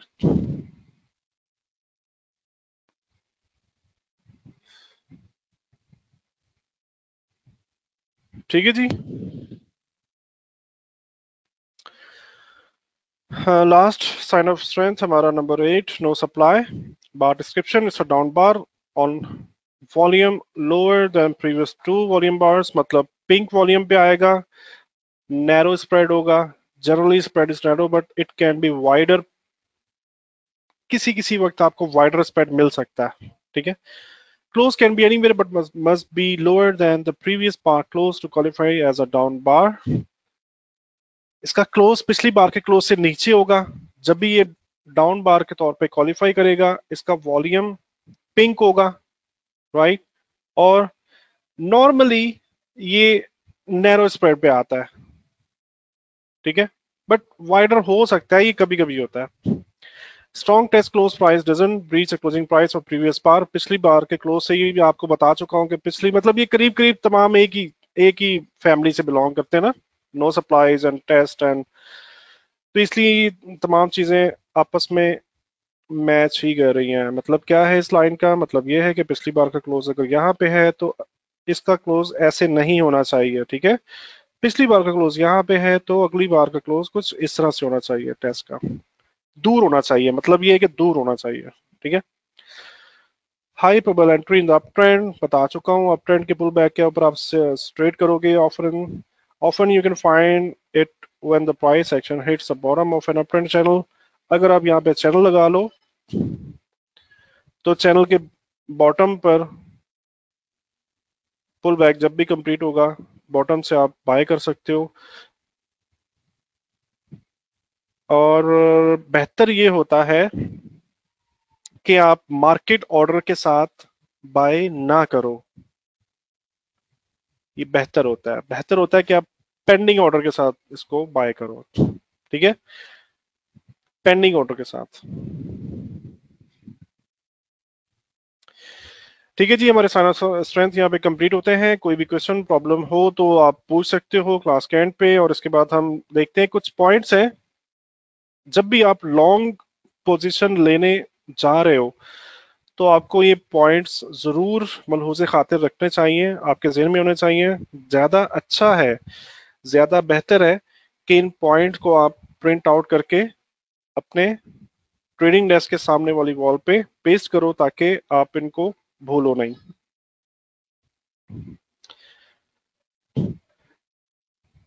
लॉन्ग पोजीशन पे जाने से पहले आप क्या क्या देखना होता है आपने?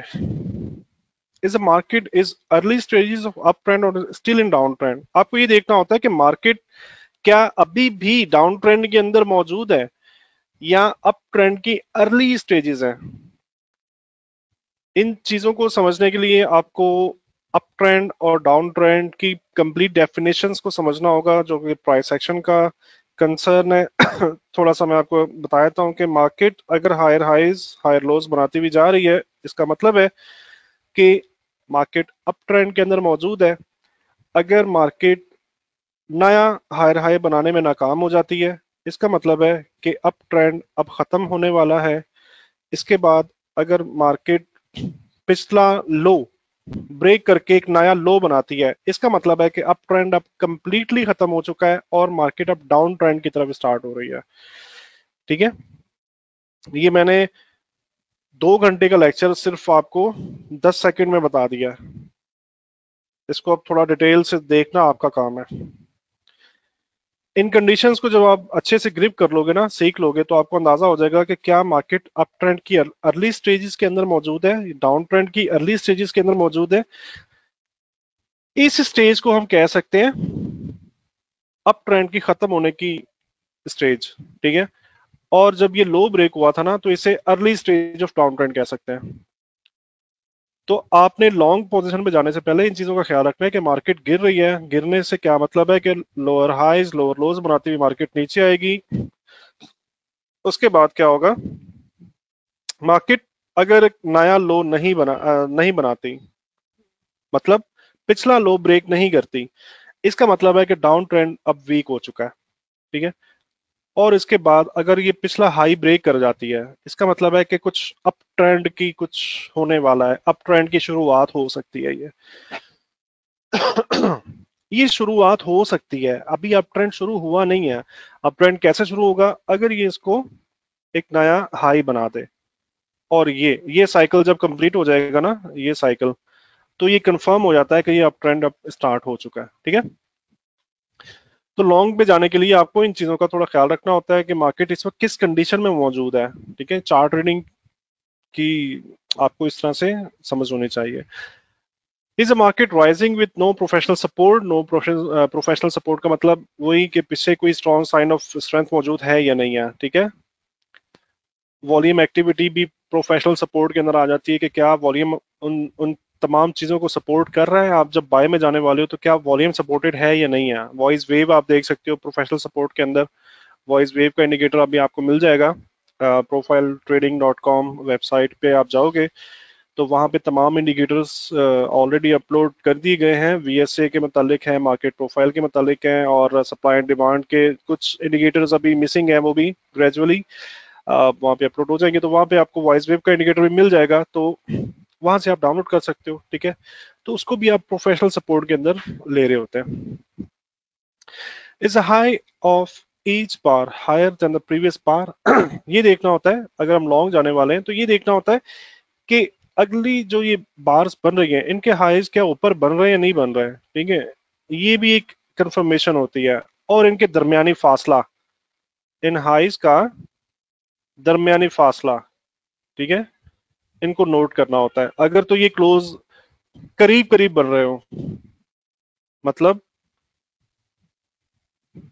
एक सिनेरियो तो आपने ये देख लिया जो मैंने अभी बनाया।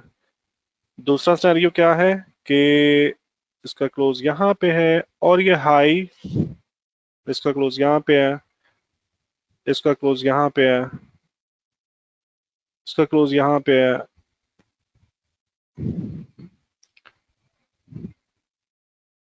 ठीक है, ये जस्ट समझाने की खातिर आपको बता रहा हूँ। ये चीज मार्केट आई मीन MT4 में नॉर्मली नजर नहीं आती, समझाने की खातिर आपको बता रहा हूँ।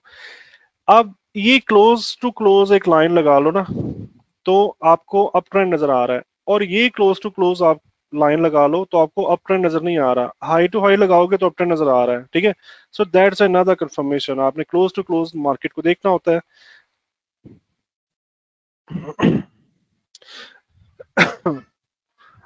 Are you into fresh low ground when accumulation start?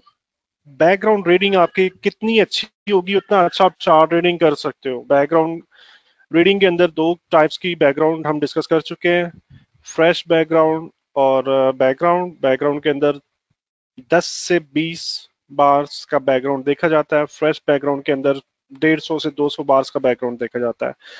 तो जब भी आप एक्यूमुलेशन फेज देख रहे हो या डिस्ट्रीब्यूशन देख रहे हो तो उसके पीछे जो बैकग्राउंड देखोगे तो वो भी आपने देखना होता है कि कितना किस तरह का बैकग्राउंड है ना, ठीक है।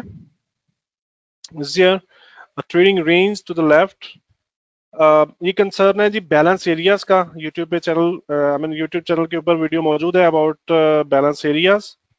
वीडियोस देखोगे तो आपको तमाम कॉन्सेप्ट समझ में आ जाएगा कि बैलेंस एरियाज को कैसे देखा जाता है और ट्रेड कैसे किया जाता है। मिसाल के तौर पे मैं 1-2 मिनट के अंदर यहाँ पे डिस्कस कर लेता हूँ। अगर तो मार्केट यहाँ से निकल कर यहाँ पे गई है, इस बैलेंस एरिया से, इस रेंज से निकल के यहाँ पे गई है, ठीक है, तो नीचे आते हुए यहाँ पर फंसेगी जरूर, यहाँ पे लाजमी स्टक होगी। दो काम होते हैं, या तो ये वाइड स्प्रेड डाउन बार बनेगी और इस बैलेंस एरिया को तोड़ती हुई नीचे जाएगी। अगर ऐसा होगा ना तो ये एसएल हंटिंग यहाँ पे होने के बाद ये मूव स्टार्ट हो जाएगी, वॉल्यूम इंक्रीज होना स्टार्ट हो जाएगा। जब भी ये एसएल हंटिंग होगी ना, इसके बाद ये गिरती हुई मार्केट में वॉल्यूम बहुत ज्यादा इंक्रीज हो रहा होगा। अगर तो ये बहुत ज्यादा इंक्रीज वॉल्यूम नजर आ रहा है ना आपको, इट मींस कि आप ये कह सकते हो कि ये बैलेंस एरिया ब्रेक कर सकती है। अगर ये थोड़े से वॉल्यूम के साथ ब्रेक हो रही है तो ये लाजमी फंसेगी, मतलब कोई चांस ही नहीं है कि इसको तोड़ के निकल जाए, ऐसा हो ही नहीं सकता। तो ये बैलेंस एरियाज को आपने देखना होता है। इसका ये मतलब होता है कि प्राइस के पास चलने का रूम कितना खाली है, ये आपको देखना चाहिए, लाजमी देखना होता है। प्राइस हमेशा दो लेवल्स के दरमियान में ट्रेवल कर रही होती है, सपोर्ट और रेजिस्टेंस के बीच में और बैलेंस एरियाज के बीच में। अगर तो ये सपोर्ट और रेजिस्टेंस आपस में जुड़े हुए हैं, इसका मतलब है कि मार्केट यहां से यहां तक ही मूव करेगी। अगर ये रेजिस्टेंस यहां पर है, इसका मतलब है कि मार्केट, मिसाल के तौर पे ये नहीं है, तो मार्केट इतना चल सकती है, right. Is there lots of bad news about this particular instrument? जिस भी इंस्ट्रूमेंट के अंदर आप ट्रेड कर रहे हो, आप क्या करना चाहते हो, आप लॉन्ग जाना चाहते हो। लॉन्ग जाने के लिए आपको फंडामेंटली इस चीज के ऊपर गौर करना होगा कि क्या कोई बहुत बुरी न्यूज तो नहीं है इन पेयर्स के अंदर, कुछ ऐसा तो नहीं चल रहा कि न्यूज इनकी बहुत खराब चल रही है। डेफिनेटली जब फंडामेंटल अगर वीक होगा तो ये स्ट्रॉन्ग नहीं जाएगा पेयर ना, टेक्निकली स्ट्रॉन्ग नहीं होगा, ठीक है। तो इन चीजों का भी ख्याल रखा करें, लाजमी है, ये लाजमी फैक्टर है। Is the market is an oversold area of the trend channel? अगर आपने ट्रेंड चैनल लगाया हुआ है तो ये जो एरिया होता है ना, ये ओवरसोल्ड एरिया होता है, ये वाला एरिया। अगर आप बाय करना चाहते हैं ट्रेंड लाइन के अंदर तो ये ओवरसोल्ड एरिया के अंदर से आप बाय करेंगे, ठीक है। इस जगह buying climax in the background, मतलब बाइंग क्लाइमेक्स से कोई भी साइन ऑफ स्ट्रेंथ होना चाहिए उसके पीछे, बता चुका हूं आपको already. Are you entering on an up bar? कहीं ऐसा तो नहीं है कि आप किसी अप बार के ऊपर एंटर हो रहे हो लॉन्ग जाने के लिए। इन चीजों को थोड़ा टाइम फ्रेम स्विच करके, मतलब इस चीज की डेफिनेशन आपको मल्टीपल टाइम फ्रेम स्विचिंग के अंदर आपको मिल जाएगी, राइट। जब आप प्रैक्टिस करोगे, जब आप अब MT4 पे जाओगे तो मल्टीपल टाइम फ्रेम स्विचिंग के अंदर आपको ये अंदाजा हो जाएगा कि जी ये अप बार पे मैं ट्रेड कर रहा हूँ, ये डाउन बार पे ट्रेड कर रहा हूँ, ठीक है जी। तो आज का सेशन यहाँ पे कंप्लीट होता है और अब आपको ये करना है कि आप फर्दर चार्ट्स बनाओगे और उनको प्रेजेंट करोगे, उनमें मार्किंग करोगे। मेरे कुछ चार्ट्स बने हुए मैं ग्रुप में शेयर कर दूंगा, वो उनको देखते हुए आप मार्किंग कर सकते हो कि किस तरीके से आपने चार्ट बनाना है, किस तरीके से मार्किंग करना है। एक चीज मैं आपको बता दूं, जो क्वेश्चन करना है ना, मतलब जो क्वेश्चन किया जा रहा होता है, तो मैं आपको ये बता दूं कि जिस तरह का सवाल होता जिस तरह का सवाल होता है ना, उस तरह का ही जवाब मिलता है, ठीक है। जिस तरह का सवाल होता है ना, उस तरह का ही जवाब होता है, उस तरह का ही जवाब मिलता है। अच्छा जवाब लेने के लिए अच्छा सवाल करना जरूरी है। ये मैं इसलिए नहीं कह रहा कि आप मेरे पास आओगे या मैं आपको जवाब दूंगा, तो मैं इसलिए कह रहा हूँ आप गूगल कर लो how to ask question, Google करो और उसमें तमाम तरीके लिखे होते हैं कि क्वेश्चन पूछा कैसे जाता है। ठीक है, तो एक जनरल सा रूल है, जितना अच्छा सवाल होगा उतना अच्छा जवाब मिलेगा। ठीक है, तो ये चीज आप पे डिपेंड करेगी। मैं बैठा हूँ आपको सिखाने के लिए, मैं बैठा हूँ आपके तमाम कॉन्सेप्ट को क्लियर करने के लिए, आपकी तमाम मुश्किलात जो आने वाली हैं आपको, मैं जरूर आपको उन तमाम मुश्किलात में गाइड करूंगा, बताऊंगा। उसके लिए ये लाजमी है कि आपके सवाल में दम होना चाहिए। राइट जी, you can ask anything if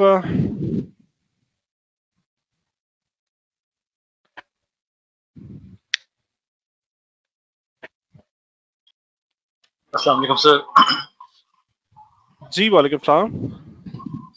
sir मेरा क्वेश्चन रिलेटेड है कि अक्सर हम लोग ट्रेडिंग करते हैं ना, तो चर्निंग एरिया के अंदर ही ट्रेड कर बैठते हैं, तो उसके बाद फिर अच्छा, हमें अप थ्रस्ट भी नजर आते हैं और डाउन थ्रस्ट भी नजर आते हैं, यानी कि शेकआउट्स भी नजर आते हैं।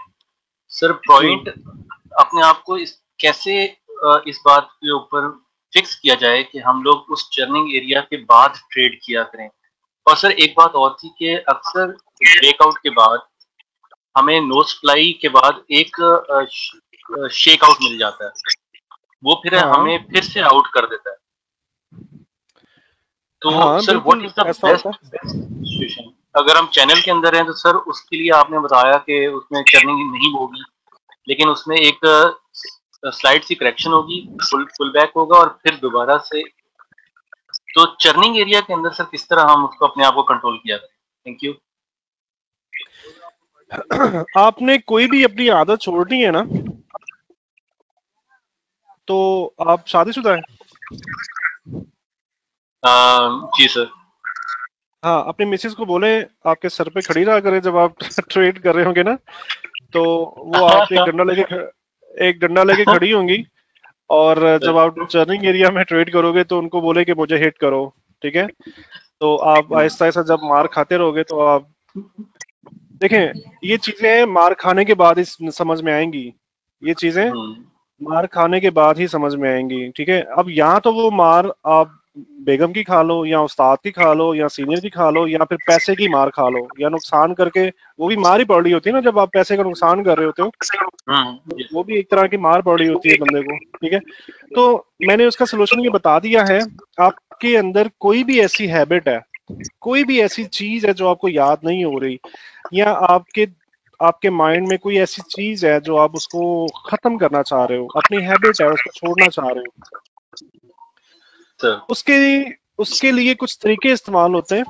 आप उस हैबिट को लिखो एक पेपर पे और अपने सामने वॉल पे पेस्ट कर लो, और उस पेज पे ये लिखो कि मेरे अंदर ये आदत है और मैंने ये काम नहीं करना। आप चर्निंग एरिया में, रेंज एरिया में ट्रेड नहीं लेना चाहते। ठीक है, आपको ये बात पता है कि ये गलत है, तो आप ये पेपर के ऊपर राइट डाउन करो कि यार ये बात गलत है, मुझे चर्निंग एरिया में ट्रेड नहीं करनी।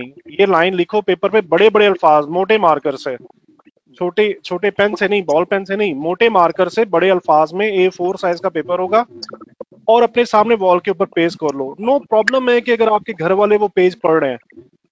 ये शाइनेस, ये जो प्रॉब्लम होता है ना हमें कि यार मैं क्या सोच रहा हूँ, दूसरे ये देखकर क्या क्या सोचेंगे, क्या मतलब कि ये पागल तो नहीं हो गया, इस चीज को थोड़ा सा हमें ओवरकम करना होता है। उनको देखने दें, उनको समझने दें, जो भी है। बिलीव मी, मैंने ये वो चीज बता रहा हूँ जो मैंने प्रैक्टिस किया था ना, मैं वो चीज बता रहा हूँ आपको। ये वो तरीका है कि दुनिया में कोई भी आदत आपने खत्म करनी है, कोई भी काम आपने अडॉप्ट करना है, मतलब आपको देर से सोने की आदत है, आप दीवार पे लिख के लगा दो कि यार रात में 10 बजे बेड पे चले जाना है सोने को। ठीक है, तो आप बार, हाँ ये लाजमी नहीं कि पहले दिन से आप ठीक हो जाओगे, ये भी लाजमी नहीं है 2 दिन, 4 दिन, 5 दिन, 10 दिन, आपको हो सकता है 1 महीना लग जाए इस चीज के ऊपर काम करते हुए। ठीक है, लेकिन ये वर्कआउट लाजमी होगी, लाजमी। राइट। ठीक है, दूसरा तरीका ये है कि आप एक शीशे के सामने खड़े हो जाएं, दिन का कोई ऐसा टाइम जिस टाइम में आपके कमरे में कोई ना आता हो, आपके मिसेस भी कमरे से बाहर हो, बच्चे भी घर से आई मीन कमरे से बाहर हो, आप कमरे में अकेले हो, ठीक है, तो हमारे कमरों में आमतौर पे ड्रेसिंग टेबल का शीशा मिरर जो है ना वो बड़ा होता है, बड़े साइज का मिरर होता है वो।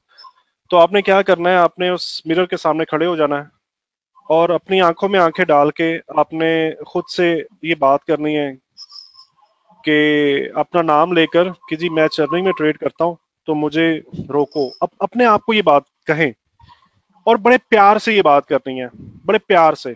सबकॉन्शियस माइंड जो होता है ना, ये ऊंची आवाज गुस्सा एक्सेप्ट नहीं करता। प्यार से आप जो भी बात करोगे, सबकॉन्शियस माइंड आप उस चीज को नोट करता है, उस चीज को याद कर लेता है सबकॉन्शियस माइंड। और करते करते देखो, ये तमाम काम जो है ना, ये प्रैक्टिस मांगते हैं और टाइम लगा आई मीन टाइम मांगते हैं। ऐसा नहीं होगा कि एक मरतबा करने से, 2 मरतबा, 4 मरतबा, 10 मरतबा करने से आदतें छूट जाती है बंदों की। ऐसा नहीं होता, टाइम लगता है, चीजों को बार बार रिपीट करना होता है, ठीक है। ये दो चीजें मैंने आपको बता दी हैं और ये दोनों ही काम करती हैं। जो भी आपको बेहतर लगे इन दोनों में से आप कर लो। Great, thank you so much. ठीक है जी,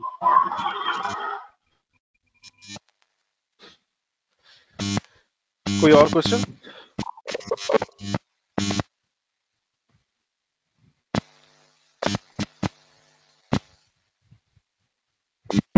कोई और क्वेश्चन किसी दोस्त का? कोई क्वेश्चन नहीं है तो हम इंशाल्लाह मिलेंगे नेक्स्ट सेशन में।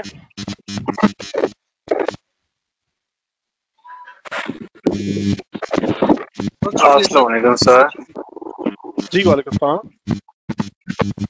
हाँ जी सर, आमतौर पर फॉरेक्स में अपने जैसे कि मेथड में स्पेशली हम देखते हैं कि साइकोलॉजी 50% है, मनी मैनेजमेंट 30% और मेथड है जो हमारा हाइब्रिड जैसे मेथड है वो 20% है। तो हमें साइकोलॉजी पे 2 घंटे, मनी मैनेजमेंट पे 2 घंटे और मेथड पे 12 घंटे का सेशन दिए जाते हैं। साइकोलॉजी के ऊपर 2 घंटे का नहीं होता, ये साइकोलॉजी पे 2 साल के सेशंस हैं। लेने आपने तो बिल्कुल ज्वाइन करें।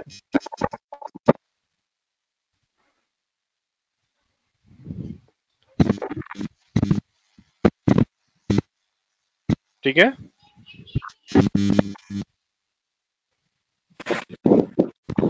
जी सर, एक दोस्त का माइक तंग कर रहा है, काइंडली रिपीट कर दें। मैं कह रहा हूँ कि साइकोलॉजी पे 2 घंटे के लेक्चर नहीं, 2 साल, 1 साल, 2 साल तक की तरबियत पूरी, साइकोलॉजी कैसे डेवलपमेंट करनी है, साइकोलॉजी कैसे इम्प्रूव करनी है, पूरे कोर्सेज हैं साइकोलॉजी के। अगर आप करना चाहते हो तो बिल्कुल आप कर सकते हो। जी सर, कॉमनली मैं जनरली बात कर रहा हूँ कि कहीं भी सेक्शन होता है बीएससी का तो उसमें कुछ चीज को इम्पोर्टेंस नहीं दी जाती कि 50% साइकोलॉजी है और 30% मनी मैनेजमेंट है। तो इस चीज जो परसेंटेज है 80% अक्सर इग्नोर किया जाता है। नहीं, इग्नोर नहीं किया जाता। मुझे ये बात बताएं, आपकी एज कितनी है? हाँ 25 सर। 25 इयर्स के अंदर आपने कितनी मरतबा ये सुना है कि नमाज पढ़ना अच्छी बात है? बहुत सर। कितनी मरतबा ये सुना है? काफी बार सर। अनलिमिटेड, ठीक है। लेकिन मैं ये नहीं कह रहा, मुझे नहीं पता आप पॉसिबल नमाज पढ़ते होंगे, पॉसिबल ही, मुझे नहीं पता। मैं ये नहीं कह रहा कि आप नहीं पढ़ते, लेकिन हम मिसाल के तौर पे ये समझ लेते हैं कि आप नमाज नहीं पढ़ते। जी सर। लेकिन आप 25 साल से, चलो 2 साल, 3 साल, 4 साल आपके बचपन के निकाल लो, चलो 7 साल निकाल लो आपके बचपन के, 7-8 साल की उम्र के बाद से ना थोड़ा नमाज रोजे का सुनना एक इंसान स्टार्ट हो जाता है।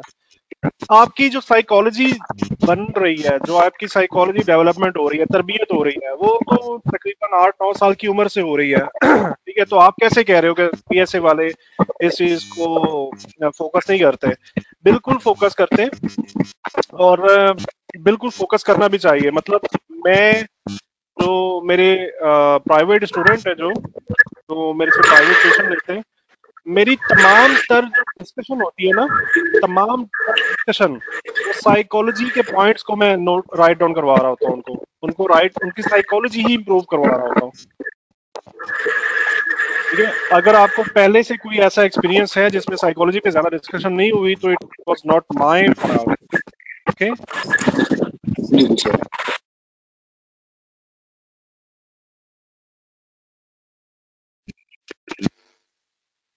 ठीक है जी। तो एक और मैं आपको ये पॉइंट बताता हूँ कि साइकोलॉजी के हवाले से मेरा भी फेवरेट है टॉपिक, साइकोलॉजी पे बात करना मुझे बहुत अच्छा लगता है। ट्रेडिंग में ज्यादातर जो वर्कआउट हो रही होती है वो आपकी साइकोलॉजी ही वर्कआउट हो रही होती है। ओके, और ये साइकोलॉजी अगर आप थोड़ा सा गौर से देखोगे ना चीजों को, गौर से थोड़ा सा डीप एक एंटायर लुक जब दोगे चीजों के ऊपर, तो ये साइकोलॉजी नॉर्मल लाइफ वाली साइकोलॉजी अप्लाई हो रही होती है ट्रेडिंग के अंदर। ये साइकोलॉजी कोई ऐसी साइकोलॉजी नहीं है कि जो कोई बाहर से आता है और आपके दिमाग को खोलता है और उसके अंदर साइकोलॉजी फिट करके वापस दिमाग बंद कर देता है। ऐसा नहीं होता। नॉर्मल लाइफ की नॉर्मल कॉमन प्रैक्टिसेस हैं जो हम दुनिया में कर रहे होते हैं, ये वही साइकोलॉजी है। ठीक है, तो आपने जस्ट जो नॉर्मल लाइफ में अच्छी साइकोलॉजी यूज हो रही होती है, आप उन चीजों को देखो, आपकी साइकोलॉजी इंप्रूव होनी शुरू हो जाएगी। जी बिल्कुल सर। क्योंकि सर ट्रेडिंग में बहुत ज्यादा मार्केट, तो उसमें बहुत सारे ट्रेड तो निकल जाते हैं इसी साइकोलॉजी के। एक बंदा बात करो, एक बंदा बात करो, मिक्स हो रहा है। सर मैं जनरली बोल रहा था कि ट्रेडिंग में हम देखते हैं कि स्मार्ट मनी इतना ज्यादा पेनिट्रेट करती है कि अक्सर अच्छी खासी साइकोलॉजी वाले बंदे भी आउट हो जाते हैं ट्रेड से। वो पेनिट्रेट करके उनको ना मार्केट से बाहर करा देती है। हाँ जी, बिल्कुल ऐसा ही है,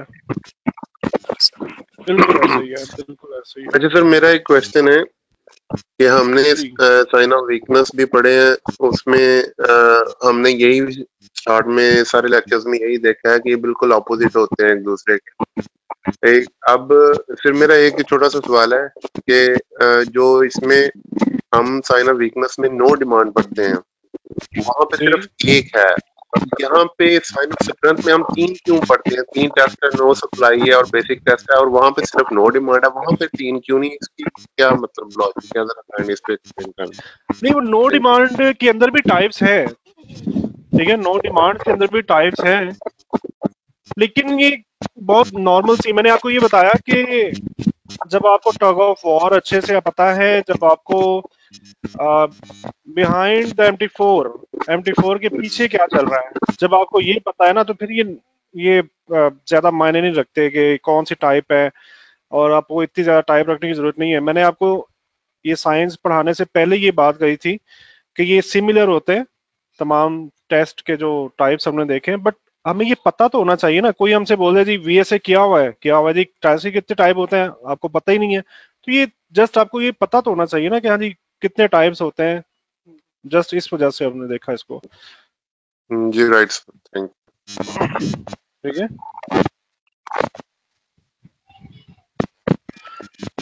कोई और क्वेश्चन? अस्सलामुअलैकुम सर। वालेकुम सलाम sir I am new member हूँ सर। आज मेरा फर्स्ट डे था, आपकी क्लास जो मैंने ली है सर, बेसिकली मुझे काफी कुछ इसके अंदर समझ में आ चुका है, थोड़ा सा लेकिन सर बात ऊंची आवाज में। यस सर मैं कह रहा हूँ कि मैं न्यू मेंबर हूँ इसके अंदर, मेरे फर्स्ट वीडियो ये कॉन्फ्रेंस हुई है सर, फर्स्ट टाइम है। ठीक है सर मुझे काफी कुछ इस वीडियो में समझ में आया है, लेकिन जो सर आपने पास्ट में जितनी वीडियो बनाई है, अगर मुझे उनकी लिंक मिल जाए जैसे कि वॉच करने के लिए। जी वो YouTube पे अवेलेबल है, ओके सर, बाकी अगर वीडियो में कुछ समझ नहीं आता है तो सर आपका YouTube के ऊपर भी पेज होगा मेरे ख्याल से, सर आपको मैसेज कर सकते हैं वहाँ पे। जी एग्जैक्टली, YouTube पे कमेंट कर सकते हैं, Facebook के ऊपर ग्रुप है और उस पे भी आप उस ग्रुप को भी ज्वाइन करें, वहाँ पे भी आप डिस्कशन कर सकते हैं। ओके सर मुझे यही पूछना था, थैंक यू सर। ओके।